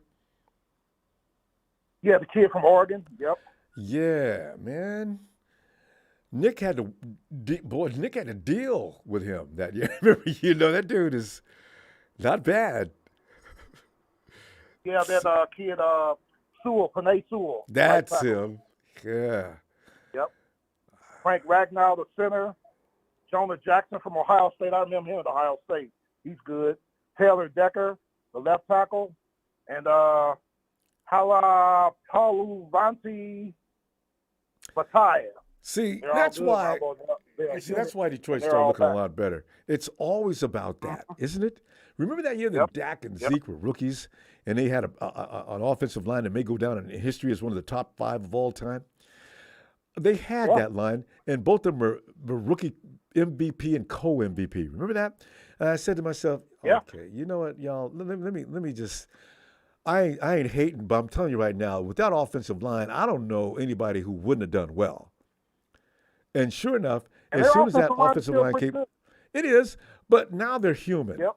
And, but back then, that looked like a bunch of mutants out there protecting Dak and Zeke. So now that everything's come back down to a little bit more on the league parallel, they struggle a little more. So, Ronbo, who's going to win that right tackle spot for you guys? McKivitz. I'm pretty sure he'll win to start with. He'll be challenged to some degree. I don't know that but I think he's going to win it. So it's going to be McKivitz on the right side. Burford's come along. Burford's actually turning heads in camp. So I think Burford's going to be fine on the right side. The way they're talking, they're not considering moving him to the right tackle like a lot of us were thinking might be the case because he was a right tackle coming out of school. So, yeah, Burford at guard, and he's going to have a lot of pressure on him.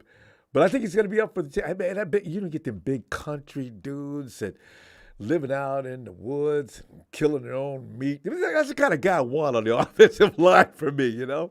Like Gary, our right tackle, that was a free agent re-signed. Yeah. Him, he killed bears. Yeah, you know? And got a knife. They didn't bring a gun. Yeah. Yeah. Hey, Ronbo, what about Jalen Moore? What's the deal with him? 6'4", 311. Jalen's out of Western Michigan. Well, he may get beat out. You know what, though? Jalen Moore is not going anywhere, though, because we need depth, and they've been working with him for a while. I don't think he's going to get cut. Joey Fisher is going through the ropes. He's got conditioning issues going on. The 49ers are trying to make the mistake of moving him to center, which I wish they would stop doing. He'll play guard, though, because from what Matt Mayoko said, he is definitely a guard, no doubt about it. So that kid develops, man. You got a gem there. Yeah. If he develops quickly, you got a gem. Because he's a monster. He likes to put people on the ground. Oh, I know. And then look down at him, dare him to get up. You know, in NFL workouts, if he's that strong on his own, what the hell is he going to be like training with a trainer? Whew, man. So what about the kid y'all drafted last year, Nick Zakelj? He's made a lot of strides. He's made a lot of strides. I understand he's out of Fordham. Yeah. 6'5", 325. Yeah, him and that attitude. He's grown. He's grown. It's like we were talking about earlier, what we do with redshirting guys and training them up and getting them ready to go. So this is why the turnover is. When you look at Aaron Banks, when people look at the 49ers as a team that's got a short or open or closed window, Aaron Banks was held out a year. You bring him in the following year, and look what he did. That worked. Monster. You know? Yeah, so this is what the 49ers do, and this is the model for which they're going to stick to, because the 49ers say, we ain't going to be driving over no cliff like the Rams. We intend to continue to compete. And you look at Pete Carroll and the Hawks, kind of the same way. They went through a little bit of a lull, but not a complete drop-off. So there's the right way, and there's one the more Rams question. way. Yeah, the Rams way. Sell your level and then pay for it later. Yes. And for an indefinite period of time. Hey, Ronbo, your running back, Tyron Davis-Price, is this the end of the road for him? I don't know. That's just that might be too soon to say. He's getting a lot of stiff competition. So, Phil just came in and said Jordan Mason is looking like Jordan Mason's looking like the real deal, and Phil moved him all the way up to number 2.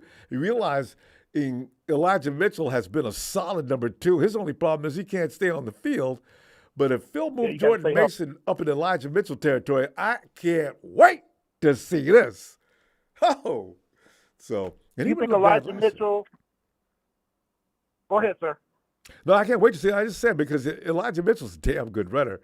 He just can't stay on the field. I see Elijah Mitchell's 5'11", 200. You think he might want to put on about 6 or 7 or 8 more pounds? Maybe that'll help with muscle. I don't know. I don't want to. His quickness, I don't want to see him lose that. He'll get hurt faster then. That's probably with his frame as a running back. Yeah, he doesn't get cut, but we got that other kid, LeBron. I forget his name. That I've heard a lot about. I want to see what he looks like and why people are talking about him like they do. So, but Tony. Well, we might have a offensive rookie of the year on our team. I'm keeping my what's his name? And Bijan Robinson, because man, he is getting. They talking about him like Earl Campbell. Oh, running back? Yeah. That one you had last year was a good running back. If he's got some help out there now, look out. Yeah, we got thunder and lightning. Yep. Tony, always a pleasure. I tell you what, we're having too much fun. We got to go, and I'll see you Tuesday. And it's been June 1st, nothing yet. The Jets are still playing bluff, and they haven't cut anybody yet. I'm still waiting. Something's gonna happen. Because there's too many people. Come on, Jets, let them go. Get rid of Corey Davis. Y'all can't hold on to all them receivers. All right, Tony. Good luck with that, and I'll see you Tuesday. Yep. All right, fam. Take care. And Don Bird, you guys will get a wild card. You'll finish either 9-8 or 8-9. And on that note, Ronbo, good evening. Night, Tony. Take care. You too. Hey, yo, Jalen, come in there and talk to these people in the NFC West. Jalen. Cardinals, y'all irrelevant. Rams, y'all some bums. Seahawks haven't won a ring in 10 years. I know that can't be fun. Ronbo, what's the word, my guy? What's the word, man? Well, what these clowns in here talking about now? Oh, the same old thing. And Gene D feels like I don't have a right to mention the Super Bowl. Gene D, goddammit. Ronbo, hold on, wait, Ronbo, hold on. Give me a second. If you notice, I always come in. I don't say nothing about the Cardinals. I thrash the Rams. I told you, Ronbo, I'm going to let Father Time handle Gene D. Because look, 2013 was 10 whole years ago, Ronbo. It's getting farther and farther. It's getting farther and farther. You best believe Geno Smith is not about to win a ring with the Seahawks. So you can go ahead and add another 3 to that 10. That's 13. Pete Carroll is finna retire soon. I don't know who the hell they head coach is, but they finna have to rebuild. So we finna add another 4 to that 3. We talking about 17 years it's been since y'all gonna win a ring, dog. I'm telling you right now, Ronbo, I'm gonna be real with you. I think Russell Wilson, I think he might be one of, if not the greatest black quarterback to ever play the position. If you want to count Patrick Mahomes, you can count Patrick Mahomes, but Russell Wilson is definitely a Hall of Fame quarterback. If you couldn't win another ring with him, what makes you think you finna do it with Geno Smith? You can't replace Black Panther with Luke Cage, Ronbo. I told you that. That's not finna happen. I love me some Luke Cage. You know what? He ain't Black Panther, Ronbo. No. The thing is, they trying to replace about Russell Wilson too. With Geno Smith. That's insanity. You can't, Ronbo. Russell Wilson, if a Hall of Fame quarterback named Russell Wilson can't win a ring in the last 10 years, what makes you think a journeyman is gonna do it? I agree. I ain't gonna lie, you delusional as hell, dog. For real. You delusional as hell. That's disrespectful to Russell Wilson. As a Seahawks fan, how can you disrespect Russell Wilson like that? If he couldn't get it done, you think Geno Smith finna do it? That's disrespectful to Russell Wilson, dog. For real. And I love how you brought up the part about the years going by. Remember back when the Hawks won? They went the Rudy route. Rudy does the same thing. This is what perennial losers do. When they can't beat you, they talk about how long ago it was when you won a Super Bowl, right? So now they've got, like you said, it's been a decade since they won, and years are starting to add up. So how they made fun of us back then, 49ers, how about winning a modern-day Super Bowl, man? You guys are back there having to dust that stuff off every other day. Mama, because you understand how different the world was back in 2013? There's no expiration date on those. Do you understand how different the world was back in 2013, Ronbo? Mm-hmm. Yep. I'm talking about like social media was at a low. Hell, Ronbo, gas was probably still under $1. I mean, it was a different day and age. It was a different day and age. Y'all, it's been a while, Gene D. 10 years. and counting, my brother. You best believe I give it at least 5 extra years, dog, till y'all at least are back to us at a legit Super Bowl threat. At least 5 years, but it's gonna be a while, man. It's gonna be a while. Pete Carroll's It's got gonna be a while. 2 years, Jalen. That's it. Pete Carroll. As soon as they lose the magic of Pete Carroll, that's all she wrote. Now, who's they going to get after that? Maybe he's as good as Carroll. I don't see it happening immediately. So it ain't gonna be nothing immediate, Ronbo. Yeah, you know. Same with the Rams. McVay's not going to stay there. He already told everybody last year. Oh yeah. No, when my guys go, I'll probably call it a day. Yeah, his guys are going next year. He's only got a couple. Yeah. And God knows that they ain't good at drafting nobody, Ronbo, because if they was, they wouldn't need to go out and pay for all these mercenaries. So, yeah. I mean, I don't see another. It's gonna be another 10 years, Ronbo. The stars gonna line. They're gonna assemble a God squad, and they're gonna try to go for a ring. But God knows that they not finna be. Rams ain't finna be doing nothing. Nobody's gonna be talking about that. Now, on that point, I just want to reiterate why I'm not crazy about getting rid of John Lynch and Kyle Shanahan. Because whoa, hold on, wait, Ronbo, time out. Now, I never said nothing about getting rid of John Lynch. John Lynch, hands down, I'm thinking about he needs to stay. But Kyle, if he don't get a ring, Ronbo, if in 2005 when his contract is expiring, it does not need to be renewed, he at least needs to be demoted from head coach because Jalen, Ronbo, Lynch. With this defense we got, you don't have to put up no points with this defense, Ronbo. You don't. Jalen, John works for Kyle. Oh wow. Well, I'm gonna need Jed to drop his nuts and be a man for once and step in, cause Kyle he got to get it done. If we can kick Jimmy to the curb after what he did for us and bringing us back to relevancy, then why the hell can't we do it for Kyle Shanahan? Because both of them, I mean, Jimmy kept us relevant, got us to a Super Bowl. I mean, Jimmy, we threw him away. We said, he's good, but he's not good enough to get us over the hump. Kyle Shanahan is good, but he's not good enough to get us over the hump. But we've seen it. As long as you stay in position to win, like we have been. And Jimmy stayed in position to win, Ronbo, but why did we get rid of him? His contract. His contract was one. And two, this experiment, I call it an experiment because the 49ers, they're getting people that can take somebody's job before it's time to pay them. This is Bill Belichick's method of staying relevant for year after year after year until he hit a wall here. The year after Brady left. Well, the thing with Bill, though, is he had one of, if the longest active quarterback ever, Ron. We have yet to have a quarterback play 2 straight healthy seasons for us. So we cannot say that we're trying to take a Belichick route when we haven't even got the most important position consistent for 2 years straight. Now remember though, Tom used to say, "Listen, I know what you're doing. Let's continue to do that. I don't need for you to break the bank to pay me. I'll get my money, no problem. Just keep me surrounded by guys who can get us to where we want to go." See, there may be 1 or 2 more quarterbacks in the whole history of football that think like Tom Brady did. And Tom Brady makes plenty of money. He doesn't need Rombo, you don't think Jimmy would have took a pay cut, though, Rombo? Be real. You don't think Jimmy would have took a pay cut? I don't know. I really wonder. I don't know. With the money that quarterbacks are getting paid now, we definitely wouldn't have had to pay him $40 million. I think maybe 15 to 20 million a year.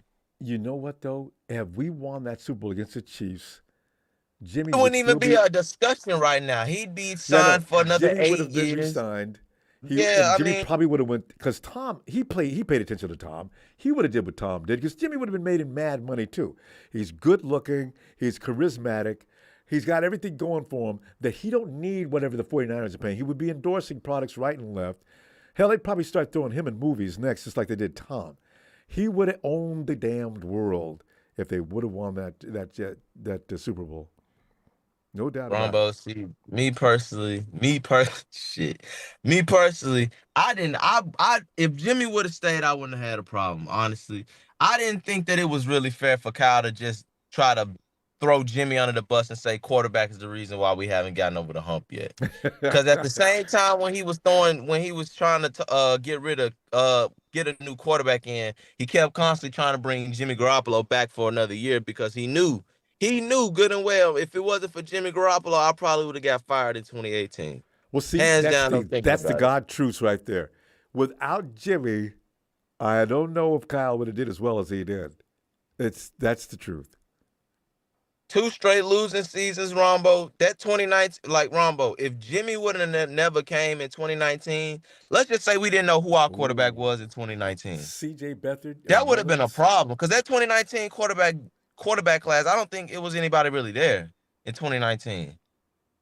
I think you had Kyler. I think Kyler, that's it. and we see that's going. Yeah, it was Kyler because we took Bosa. We took Bosa. Yeah, Mahomes was 2018. 2017. No, he was 2017. He got drafted with Deshaun Watson and Deshaun Kaiser and Mitch Trubisky. Yeah, that's right. And then the next year it was Baker Mayfield. Rumor had it, but I don't think that was going to happen. I think Mitch would have been. I think the Bears. I think Mitch would have been all right. It's just all depending on where you start, Rombo. Like I said before in previous calls, these kids don't ask to be taken at 1 and 2 and 3. It's nice, yes. You happy you drafted, but you think a number 1 overall running back really would want to go play for the 0-16 Browns, dog? For him to get beat up on for the next 4 years before they even relevant?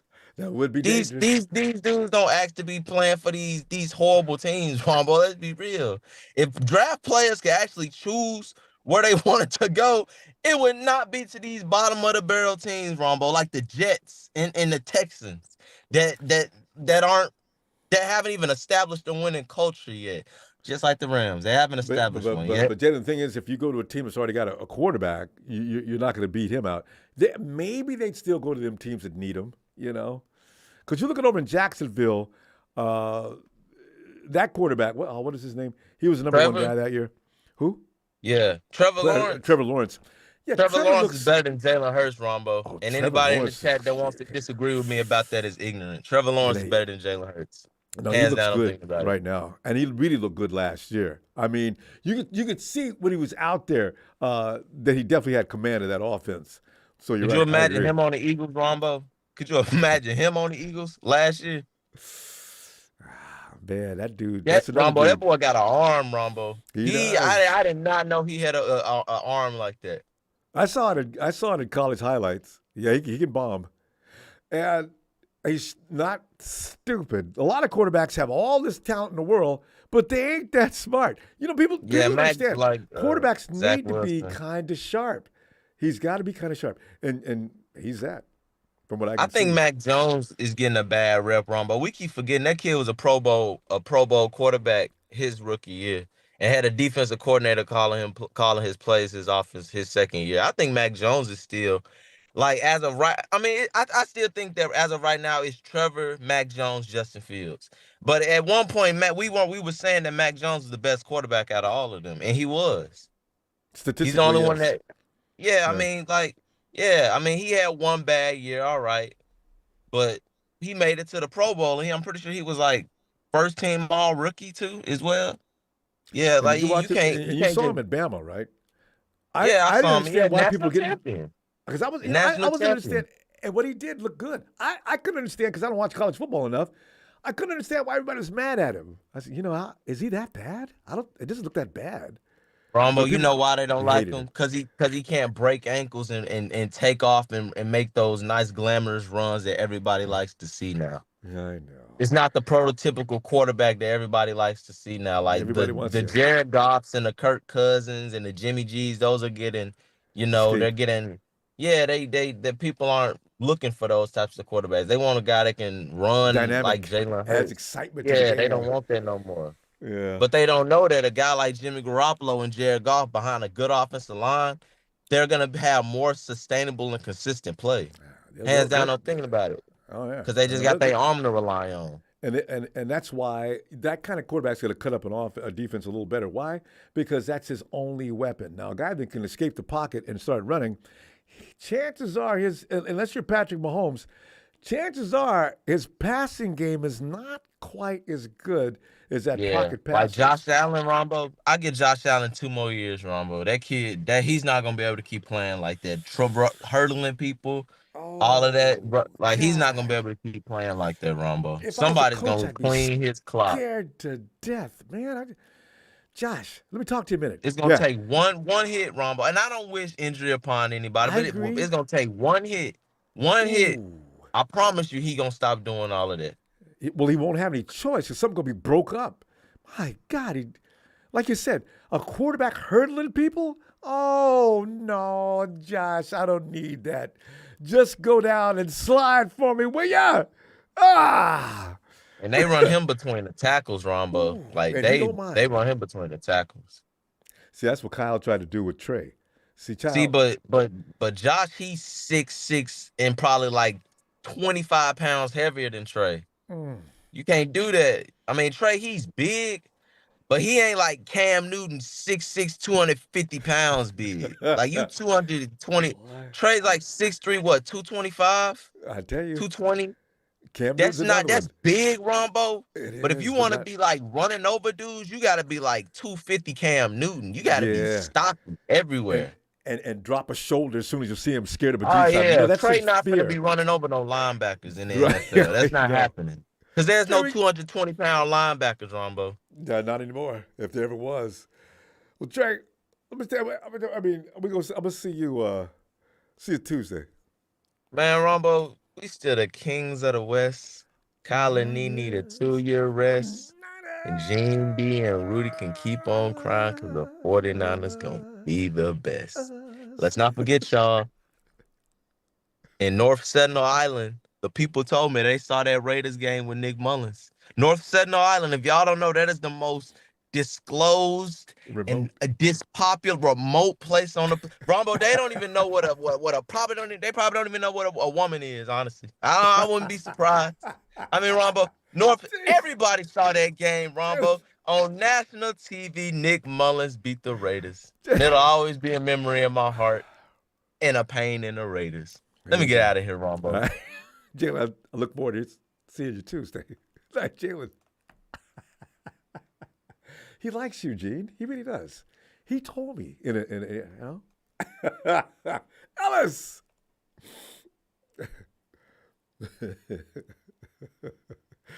You know, I love fans from other teams coming here, knowing we're going to talk about them, but they come back for more all the time. It amazes me. Abuse, that's almost masochistic. How are you coming to get all that abuse? That's just, oh my God. There's no way I'd be coming over here. But Ellis. Only other things on this earth that let you do that to them are dogs. So, you know, do what you want with that analysis. I'll leave it alone. Oh, God. Animal cruelty. You know? Anyway, but hey, man. Ellis, looking at them dudes, they're going to take us over the top. Them ones that go drive up in the driveway of Super Bowl 58. They have got to come through this year. They got to be large and extremely in charge because most of the guys on that team are going to do their job. But there's 2 or 3 guys that got to have a good year, and I don't want no half-stepping year. I'm talking bad ass. I want at the end of the year be considered for awards because Debo can do it. We've seen him do it. George Kittle was already in the same sentence with some of the greatest tight ends in football history. Come on, George, let's go. You know, and McKivitz, I just got to see him do his job well, and I feel like we're on our way. Who you got? You agree with those picks? You got some other guys? What are you thinking?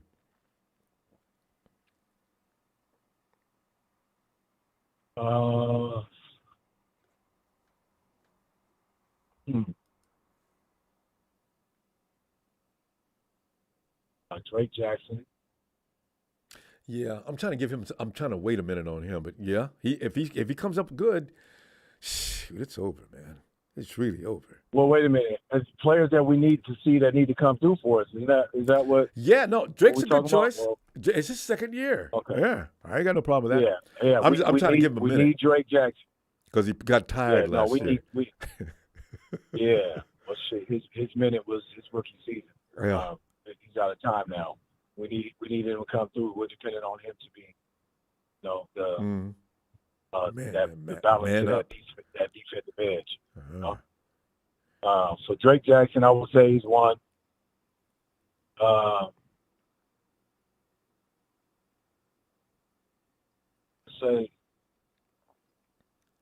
would say Elijah Mitchell. Okay. Yeah. You got to put him on the list. Because what if he plays the whole season? Yes.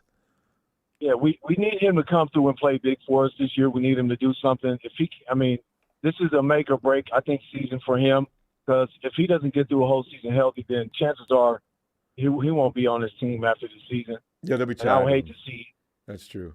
Yeah, because it's just, we can't keep doing this shit.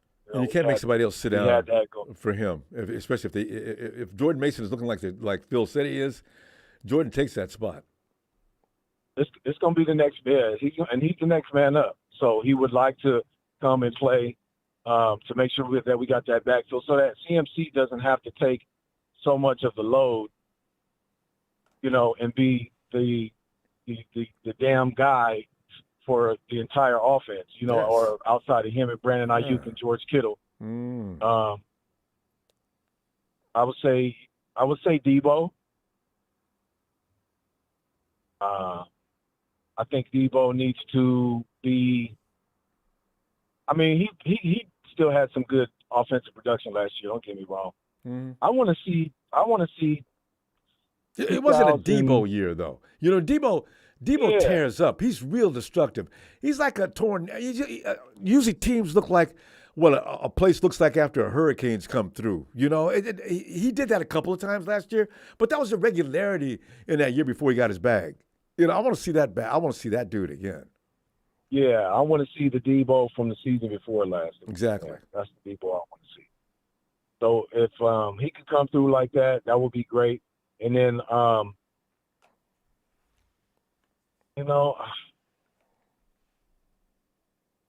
but it's been all on offense, but we need.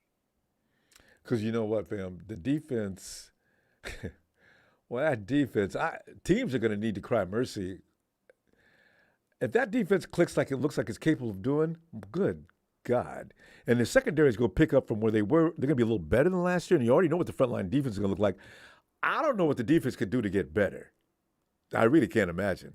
But, yeah, I don't know if there's a weak link over there. I need man.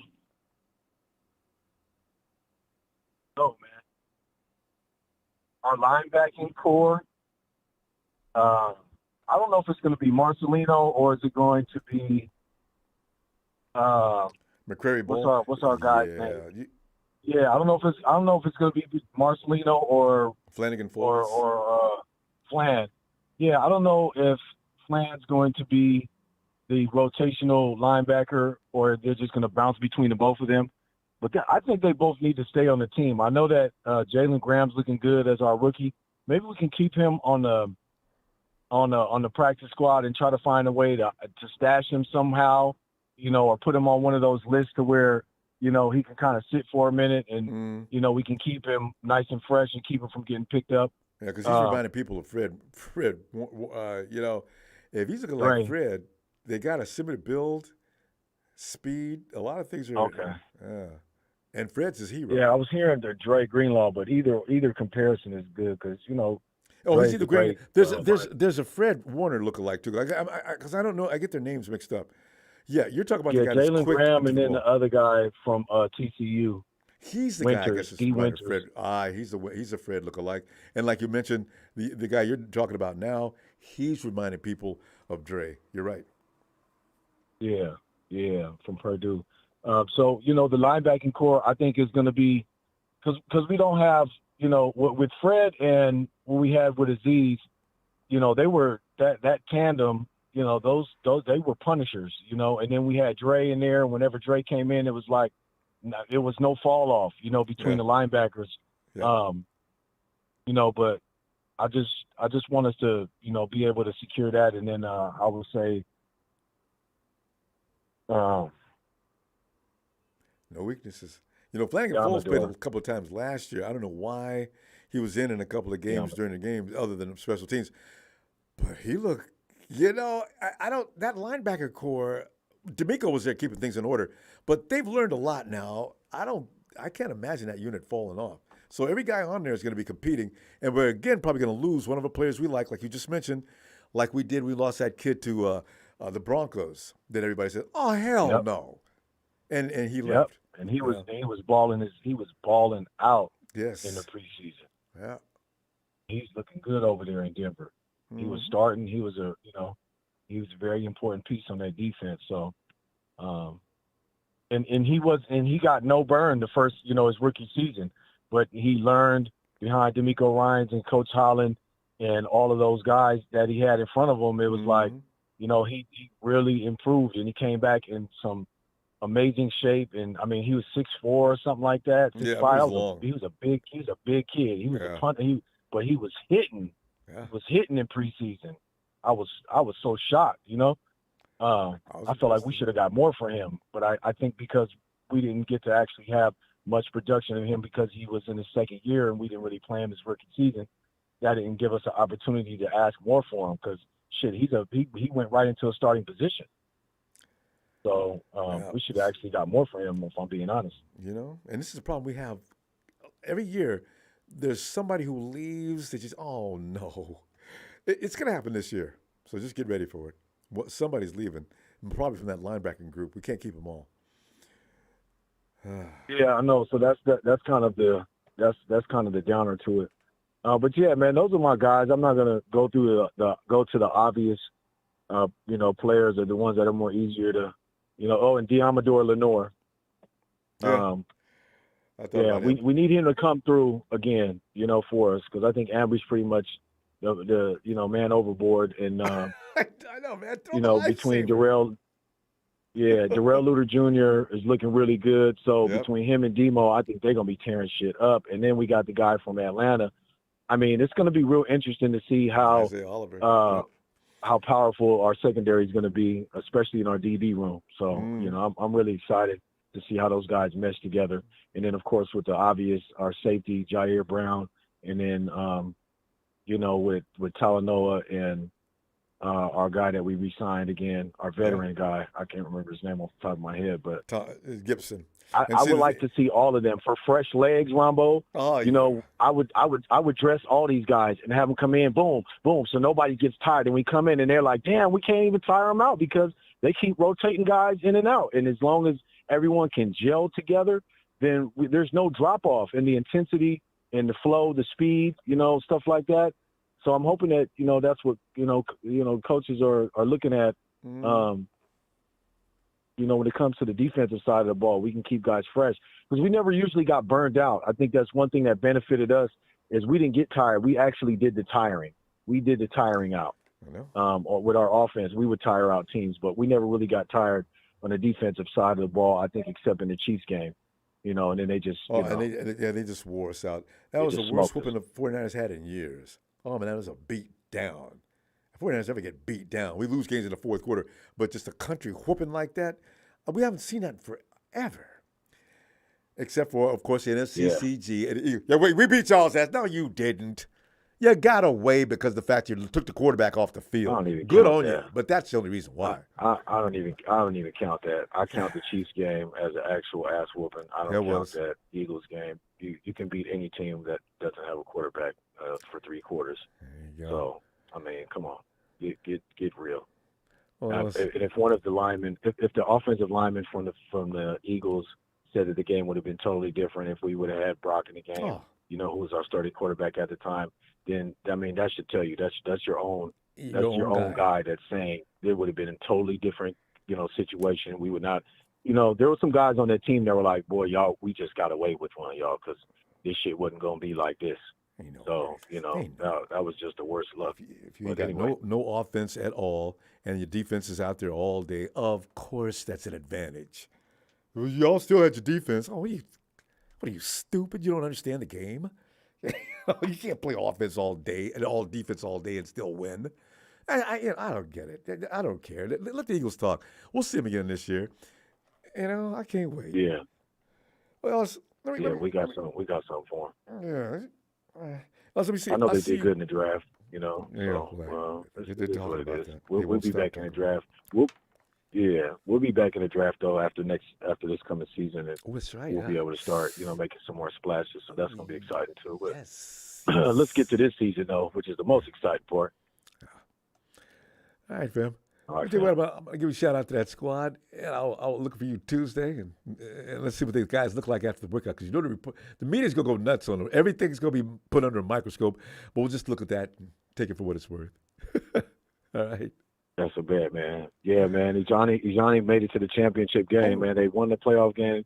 They made it to the championship, and they lost by 1 run yesterday. But she got an RBI. She got her first real solid hit, so I was real proud of her. And it was kind of messed up because the umpire was favoring the other team, and I kind of seen some little politics going on. I'm like, this is little league youth baseball. I know. You were supposed to get thrown out the game, though. You were supposed to run out there and say, "Look, man, I see what's going on out here, man.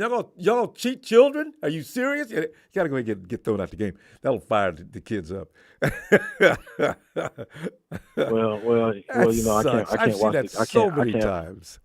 I can't watch the game from a jail cell, so I had to don't hit anybody, but just make noise. Yeah. Throw your hat out on the field, Yeah, well, I'm just saying. Right, but anyway, you know what it is. They had a great season though, and I was proud of her, man. So shout out to my daughter and her Washington Huskies. It's a daily Johnny. For the platform. All right, appreciate you, fam. I'll see you Tuesday. Yes, sir, man. Hit that like, subscribe. That's a bet, man. Hit that like, subscribe. Y'all know where you're at, man. Shout out to the faithful. Thanks, Ellis. For life. Yeah. Peace. Night, Ellis. There he goes, my dude. Oh, it's Charles Diamador. Charles. What's going on, Ronbo? Charles, man, this is good tonight because the thing is, Charles, I'm looking now for the players. I'm holding certain guys fully responsible, not the whole team, because I expect the whole team to do well. But there are certain guys on this team that can carry the load above and beyond, right? So I picked out Debo. I picked out, of course, George Kittle, and like I said, defense, I ain't worried about them. And McKivitz over on my offensive line. Did I miss anybody you want to add to that list, or you want to take somebody off and replace them with somebody else?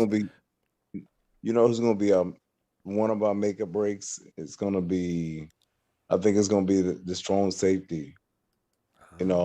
Oftentimes, he can make plays, and he can make plays, but he gets caught out of position a whole lot. He takes a lot of gambles. He loses big on a lot of gambles, and it ends up making us look bad. And so, Charles, but do you want him to start becoming cautious and not play with that? Because that fact is, but you have continues to do that. He did get beat, though. I do admit. Yeah. So I think his play is going to cost us, and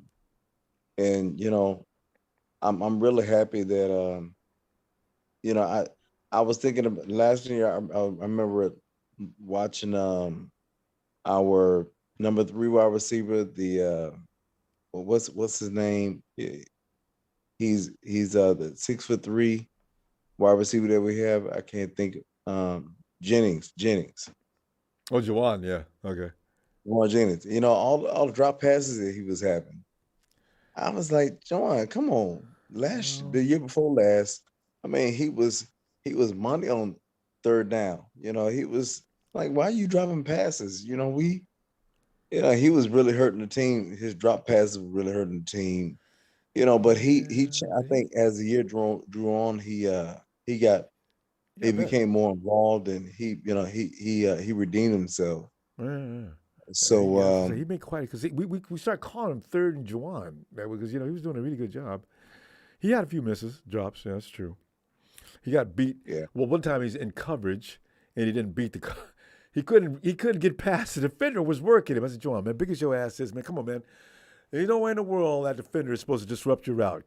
That was bothered me. So another thing I see interrupting us is Trey Lance comes out and he starts balling, man.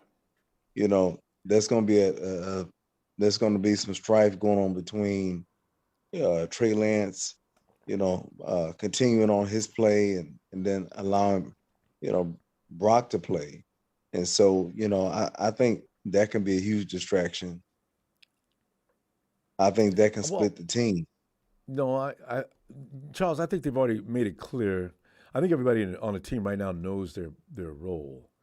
It's Brock's team first, and then between Sam and Trey, they're going to be the backup for now. Now, I don't know how far that's going to go. Maybe 2-3 weeks. If Brock comes in and he looks like he did last year, Shanahan probably going to stay with him. But if Trey comes in and starts because Brock can't, and he does a great job, that's going to change the whole narrative right away, though. Probably. Yeah, but what if Trey starts? What if Brock starts and then, because NFL players, they do evil stuff. They do evil stuff to players, and including quarterbacks. Yeah. What if somebody bangs into his elbow and it ends up, re-injuring his elbow or making, causing swelling at the site, and he has to sit out, 2 or 3 weeks. I don't know how that injury goes, but I don't know that he's going to be out there with that elbow not fully healed. Yeah, but you can re-injure it, and you can cause swelling. And you have to sit out. If he has to sit out. That's a freak injury, though, fam. When's the last time you seen a quarterback get his arm bent all the way back like that and snap at the elbow? I don't know. I can't remember that happening. Brock probably learned from that to step up in the pocket. There's learning. It's a teachable moment when you have an injury like that too. I doubt very seriously where he gets hurt like that again. But I don't think that really wasn't Brock's fault. I mean, it was the tight end's fault. I mean, the tight end didn't even block. Part of it, though. Brock, part of it was. Brock should have stepped up in that pocket and buy some more time. He had a hole in front of him 50 feet wide. All he had to do was step up in the pocket and make a shot, and that defender doesn't get there in time. He had a little to do with it, but of course that tight end had mostly to do with it. The tight end actually slowed him down a little bit. He had to knock him down first. That took a second. Now Brock steps into the pocket, makes his throw, which he'll do in the future. I'm sure Shanahan told him that. He's still playing. Yeah. But, I think, like I said, if he starts to have complications with his elbow because somebody does something weird to him, or maybe somebody falls on his elbow and, his elbow starts swelling. But if that happens, so where are you going with this? If Trey has to come in and he starts balling, it's gonna split the locker room. No, because they're used and to I that. say that because because obviously Brock, he's gonna come back and he's gonna play, and he's gonna play well. So there's gonna be a discrepancy. It's gonna be like, okay, what are we gonna do? Brock, Trey Lance, he played great. But Brock, he's our man. What do we do with Trey?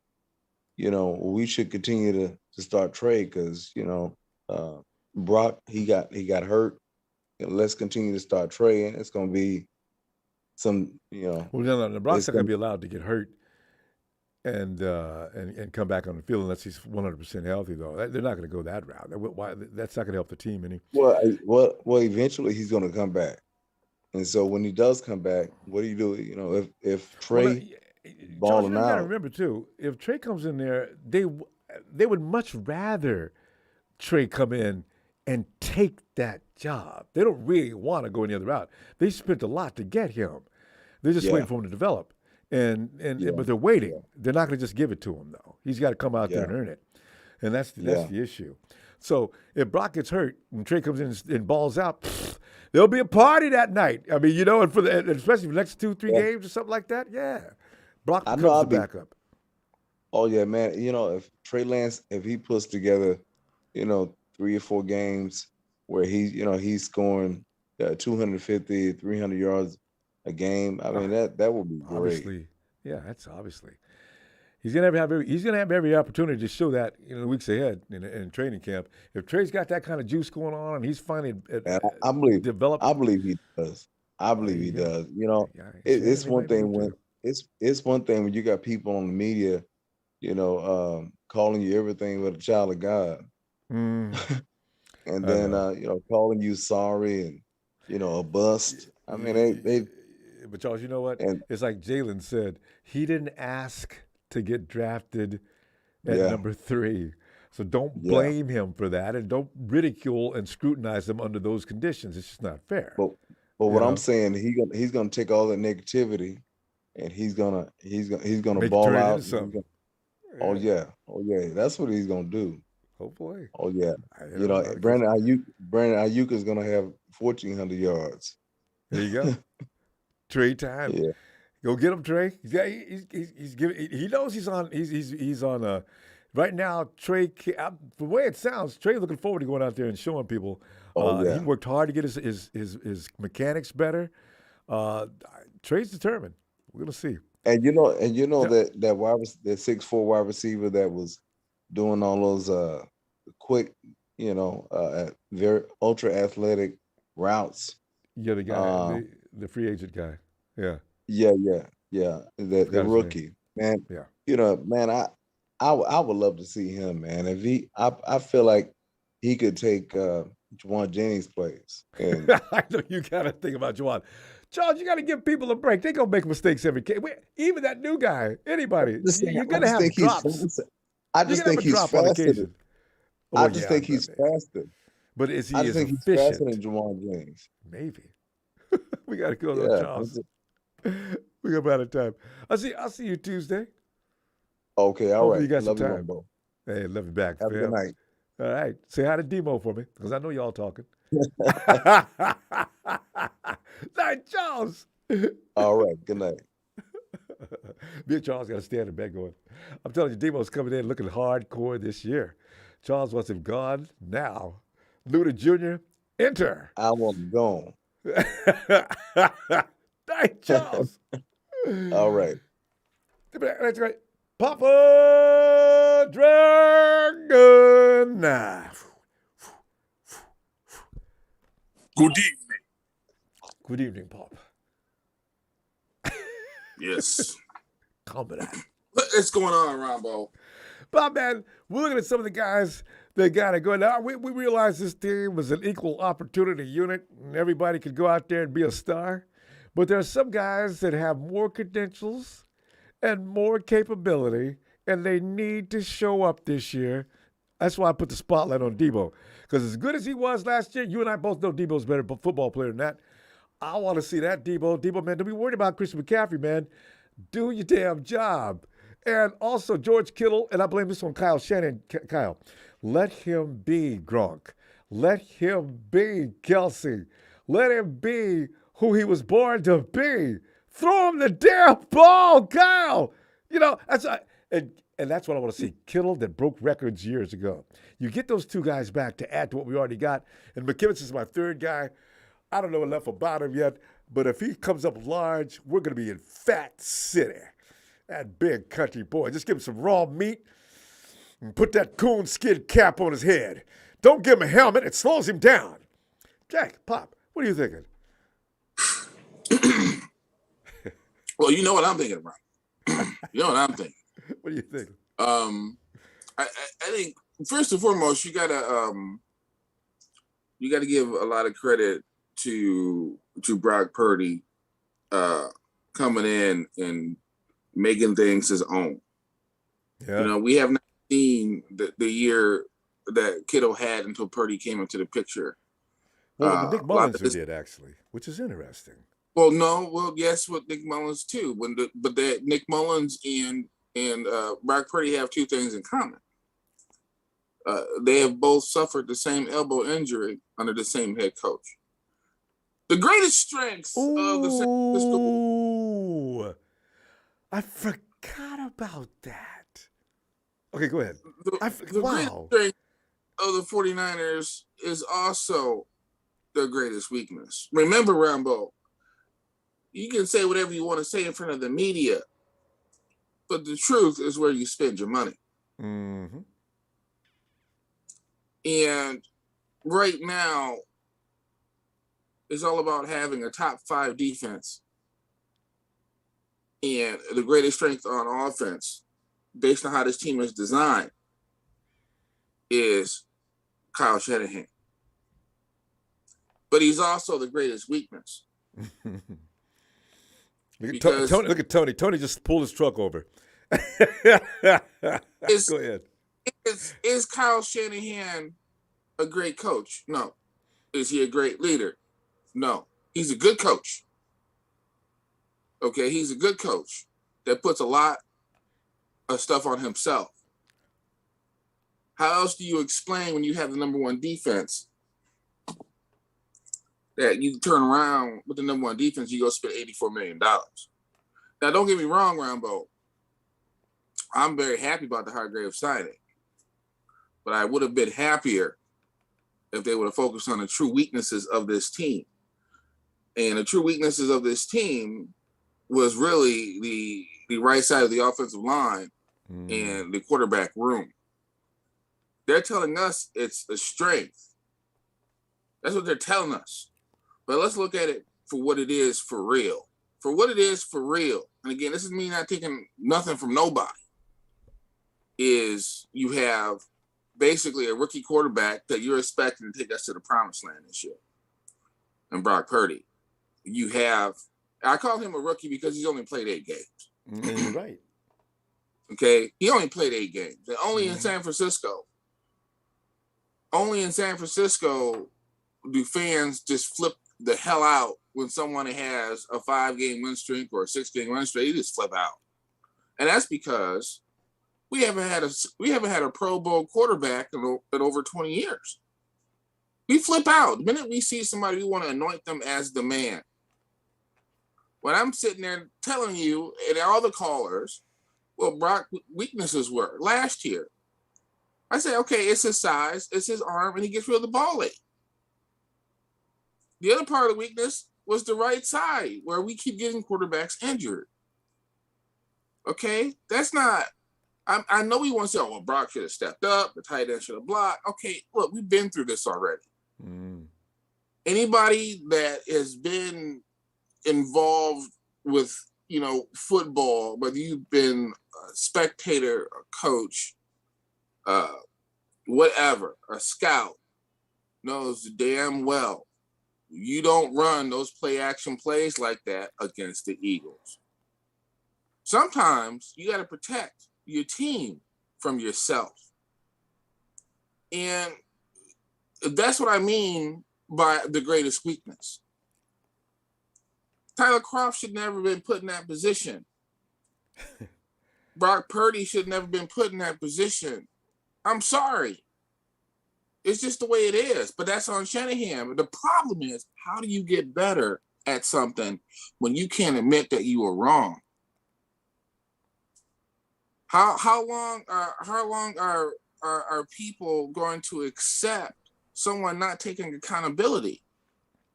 Oh, it's my fault Trey Lance got to his ankle broke. Yeah, it kind of is, dude. It kind of is. You're supposed to be a running football team with a bunch of players that can run. Why are you running a quarterback on 2nd and 8, okay, between the tackles? Why are you doing that? I'm serious. It doesn't make sense to me on 2nd and 8. I'm going to get 4 yards, and then you have a quarter. Now, I'm not saying this all on Shanahan. I'm not saying that. No, and remember, he came up with a reason why that took place. But I agree. I understand the reason 100%. But I just had a young quarterback sit there. He's a young quarterback. I just had a young quarterback sit there and tell me that, hey, I don't slide, and if it's 4 yards, I'm going to go get the 4 yards. Yeah. Okay. Doesn't he sound just like Joe Montana? Yeah. Doesn't he sound like Steve Young? Doesn't he sound like Jeff Garcia? So you need to protect him from himself, though. Yeah, that's what Shanahan did not do. He just let him. That's what I'm saying. No, that's not going to work, Kyle. Look at this. Now he's laid up. It doesn't. And then instead of him admitting the mistake. He doubled downs on it. Well, and then he was next supposed to have quarter, the the ball. only quarterback that's left, you're saying, okay, we're gonna do another 7-step drop. You gotta take the hit, deliver the ball, concussion. Yeah. It wasn't necessary. Yeah. It just wasn't. And that's what I'm saying about Kyle Shanahan. Once you drop on the board, what you drop on the board is the idea. The reality is what happens on the field. Remember those apartment buildings that collapsed in Florida? Mm-hmm. Somebody drew that up on the board and said, "This is a good idea. We'll put a hotel right here on the beach." And you know what? And you know there was somebody else in the room. Yeah, but the water table is going to run a risk on that. And listen, let's just move on and let's get to this. Oh, yeah, we got to interrupt this guy, make him stop. And he's telling you something you need to know. Same things. I bet you somebody's saying things about that in our room as well. Well, I mean, Kyle Shanahan gets a lot of respect in this league, whether it be nepotism or whatever. I think he gets a lot of respect because there are some exceptions. Some of the things that he does are absolutely remarkable and exceptional, with the amount of coaches he brings up and things like that. But I do feel there's a level of complacency there. Let me give you an example. You hire Brian Greasy, right? Brian Greasy is a quarterback coach. What's a coach's job, Ronbo? He's supposed to go out there and actually help out the head coach and use specific groups and train them up. A coach's job is to lead and to make you better, right? Mm-hmm. So why is it that I get somebody like Greasy, who's got no experience, automatically coaching a Super Bowl favorite? Coaching a Super Bowl favorite. You can't go get somebody who actually can teach Trey Lance and say, hey, you know what? I'm looking at your throwing motion, kid. You need to fix that or you're going to have some problems. Right? But instead from Shanahan, I get, I don't fix the mechanics. I don't do that. Yeah, because you don't develop quarterbacks. You get quarterbacks hurt. You do, because you believe in your system more than anything else, because you told us that and you've shown us that, more importantly, because you got all this money on defense and you got nothing on the offensive line except for one player that's a part of your clique. So to me, from what I'm seeing right now, the key to this season is Shanahan. And it's not me saying it. He put it on himself. No, I remember saying that. Lynch goes around telling people that too, even when Kyle's not there. You know what? Lynch has to buy into the system because the system is what it is, because technically Shanahan is his boss. What's Lynch gonna do? Bump heads with Shanahan? No, he's gonna try to tell Jed John's gone. Yeah, he's gonna influence it. He's basically say, hey, Brock Purdy's the man. He's just that. Brock Purdy has all the intangibles. He's got it upstairs, okay, but he's got God-given physical limitations that he has to overcome. And now you expect this young man to come back from injury with literally no offseason to improve. Off-season recovering is not the same as off-season improving. That is worrisome, actually. And you're telling me that this dude's going to just roll. He's going to roll. He's going to do what he needs to do. Whether he throws 150 yards a game or if a team comes up and guess what, I got to throw 300-something yards a game. You remember Troy Aikman? Yeah. For a long time, a lot of people would tell you to me that Troy Aikman wasn't shit. Oh, he only throws about 18, 22 touchdowns a season because he had a running game. So he gets to the playoffs and guess what? They can't run because he's facing the best defense. And then all of a sudden, Troy Aikman becomes the best quarterback in the playoffs. He's throwing for 300-something yards. He's throwing for 5 touchdowns. And that equaled 3 Super Bowls in 4 years. And I see, that's why. Right? Yeah, that happens a lot.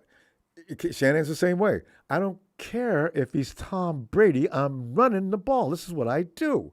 That's why I've been telling people that for years. You guys, it's hard to judge a quarterback in this offense. The harder we do. Right. So. And then, let's go back to Shanahan one more second. We had callers talking about Debo. Ronbo, has Debo ever been in the doghouse? I can't remember any moment like that. But is he in a Cabo clique? Yeah, well, yeah. Has Brandon Ayuk been in the doghouse, Ronbo? Oh, in fact, the door was locked. Yes. But he's the best receiver on the team. He doesn't miss games. He shows up in shape, and you still put that young man in the doghouse. And he blocks. You put an odometer on him to check his speed. So you let Debo show up to practice out of shape, overweight, smelling like barbecue sauce. extra spicy. You know what I'm saying? That's what I'm saying. There's a leadership issue. Let's pull up Ronbo. The make or break part of this season is Shanahan, but that's how they set it up, Ronbo. To them, it doesn't matter who plays quarterback. As long as we got Shanahan, we can do it. See, and you amplify that point beautifully. Yes, I can offer no argument. And Shannon's already told everybody, look, no, I'm running this show. I don't need my quarterback out there doing a lot of heavy lifting. He's only going to piss me off anyway. I'll tell him what to do. Yeah. You think so? You could have got a quarterback this offseason. If you're sitting here telling me, okay, we got to do this, guess what? You had quarterbacks you could have went and got. But no, let's go get a defensive tackle. But you had a quarterback you could have got. Hey, you know what, though, Pop? I'm going to stay out on that one. The jury, I'm probably the jury's going to stay out and wait on that. If what he's doing works this year, I'm not. I'll be all over your room if it doesn't. It's all good, baby. It's all good if it works. It's all good if it works. It's all good, but it's been 7 years and it's been over 20 years, no Pro Bowl quarterback, and he's going to do this without a Pro Bowl quarterback. So I want to see it. And don't pay him any money. You know what's funny thing about it? When Brock goes to get paid, they're going to groom another quarterback too. They're really serious about this. Brock is not the second. He is not getting a second. He's not getting a second contract here. None of these rookies. Their formula is try to win it with a rookie quarterback, and that way you can continue to keep funding and to keep the rest of the team around that quarterback powerful. I said, you know what? I don't know about that, guys. Is that a good idea? Okay, it's a work in progress. I don't think it's going to work though. So we'll see. Yeah, we'll see. And the Kirk Cousins watch is on, Ronbo. It's on. Kirk can't ask for big money anymore. Bob, I'll see you Tuesday after they get through working out. Right. Shout out to production. Shout out to the Niner faithful world. I'm the Niner Empire. Apologies. The Empire. Give my best to Bam and Boom and Mama Dragon. All right, Bam. Yes. Night, Bob. Right. Yes. So, fam, there we go. Let's go ahead and get ready for Tuesday's workout. That's going to be the first one of the mandatory mini camp and see what they have to say. The media is going to be careful to say everything they can that is going to make everybody say, what? Don't take it too seriously. We'll talk about it Tuesday. Meanwhile, have a great night. Thanks for the contributions tonight, fam. Always appreciated. Hit the like. Not bad. Because, see, we have a number of people here that are not our fans. That's all right. You guys know that this, my adorable chat room, you guys are having fun with and coming in and hanging out all the time, talking trash. Just think. This wouldn't exist if not for us entertaining you because you like abuse. Why, I don't know. Because you're still, and there's nobody in here, there's no Steeler fans in here, there's no Patriot fans. The rest of you are sitting down on dimes, swinging your feet. That's how low you are, just to let you know. Now, fam, I'll see you Tuesday.